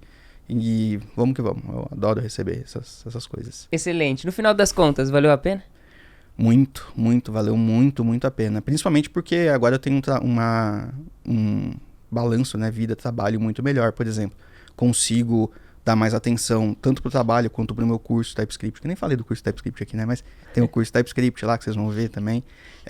Vai dar muito mais balanço entre um e o outro, né. Antes eu tinha, só trabalhava, não tinha tanto tempo pra fazer muita coisa. Agora você consegue balancear. Então valeu. Equilíbrio. Valeu muito a pena. Excelente. Lu, obrigada. E você que está aí do outro lado, não deixa de se inscrever no nosso canal, de acompanhar todos os próximos episódios, os cortes também, né? Os shorts, os reels. Nos acompanhe também nas outras redes sociais, todas estão aqui na descrição para que você possa continuar nos acompanhando. Caso você não conheça a Coders também, busque conhecer mais a respeito da Coders, que é a empresa responsável por esse podcast. Se você gostou, deixa o seu like, comenta o que você mais achou legal na história do Lucas. E caso você tenha vontade de se tornar um dev ou uma dev na gringa, já aproveita para deixar sua dúvida também aqui nos comentários, porque quem sabe a gente responda em um próximo episódio. Inclusive, se você conhecer pessoas que trabalham na gringa, que tem alguma movimentação na comunidade, né, que cria conteúdo, recomenda pra gente também, pra gente trazer essa pessoa pra contar um pouquinho da sua trajetória e a gente poder aprender com ela. E a gente se vê na próxima. Falou.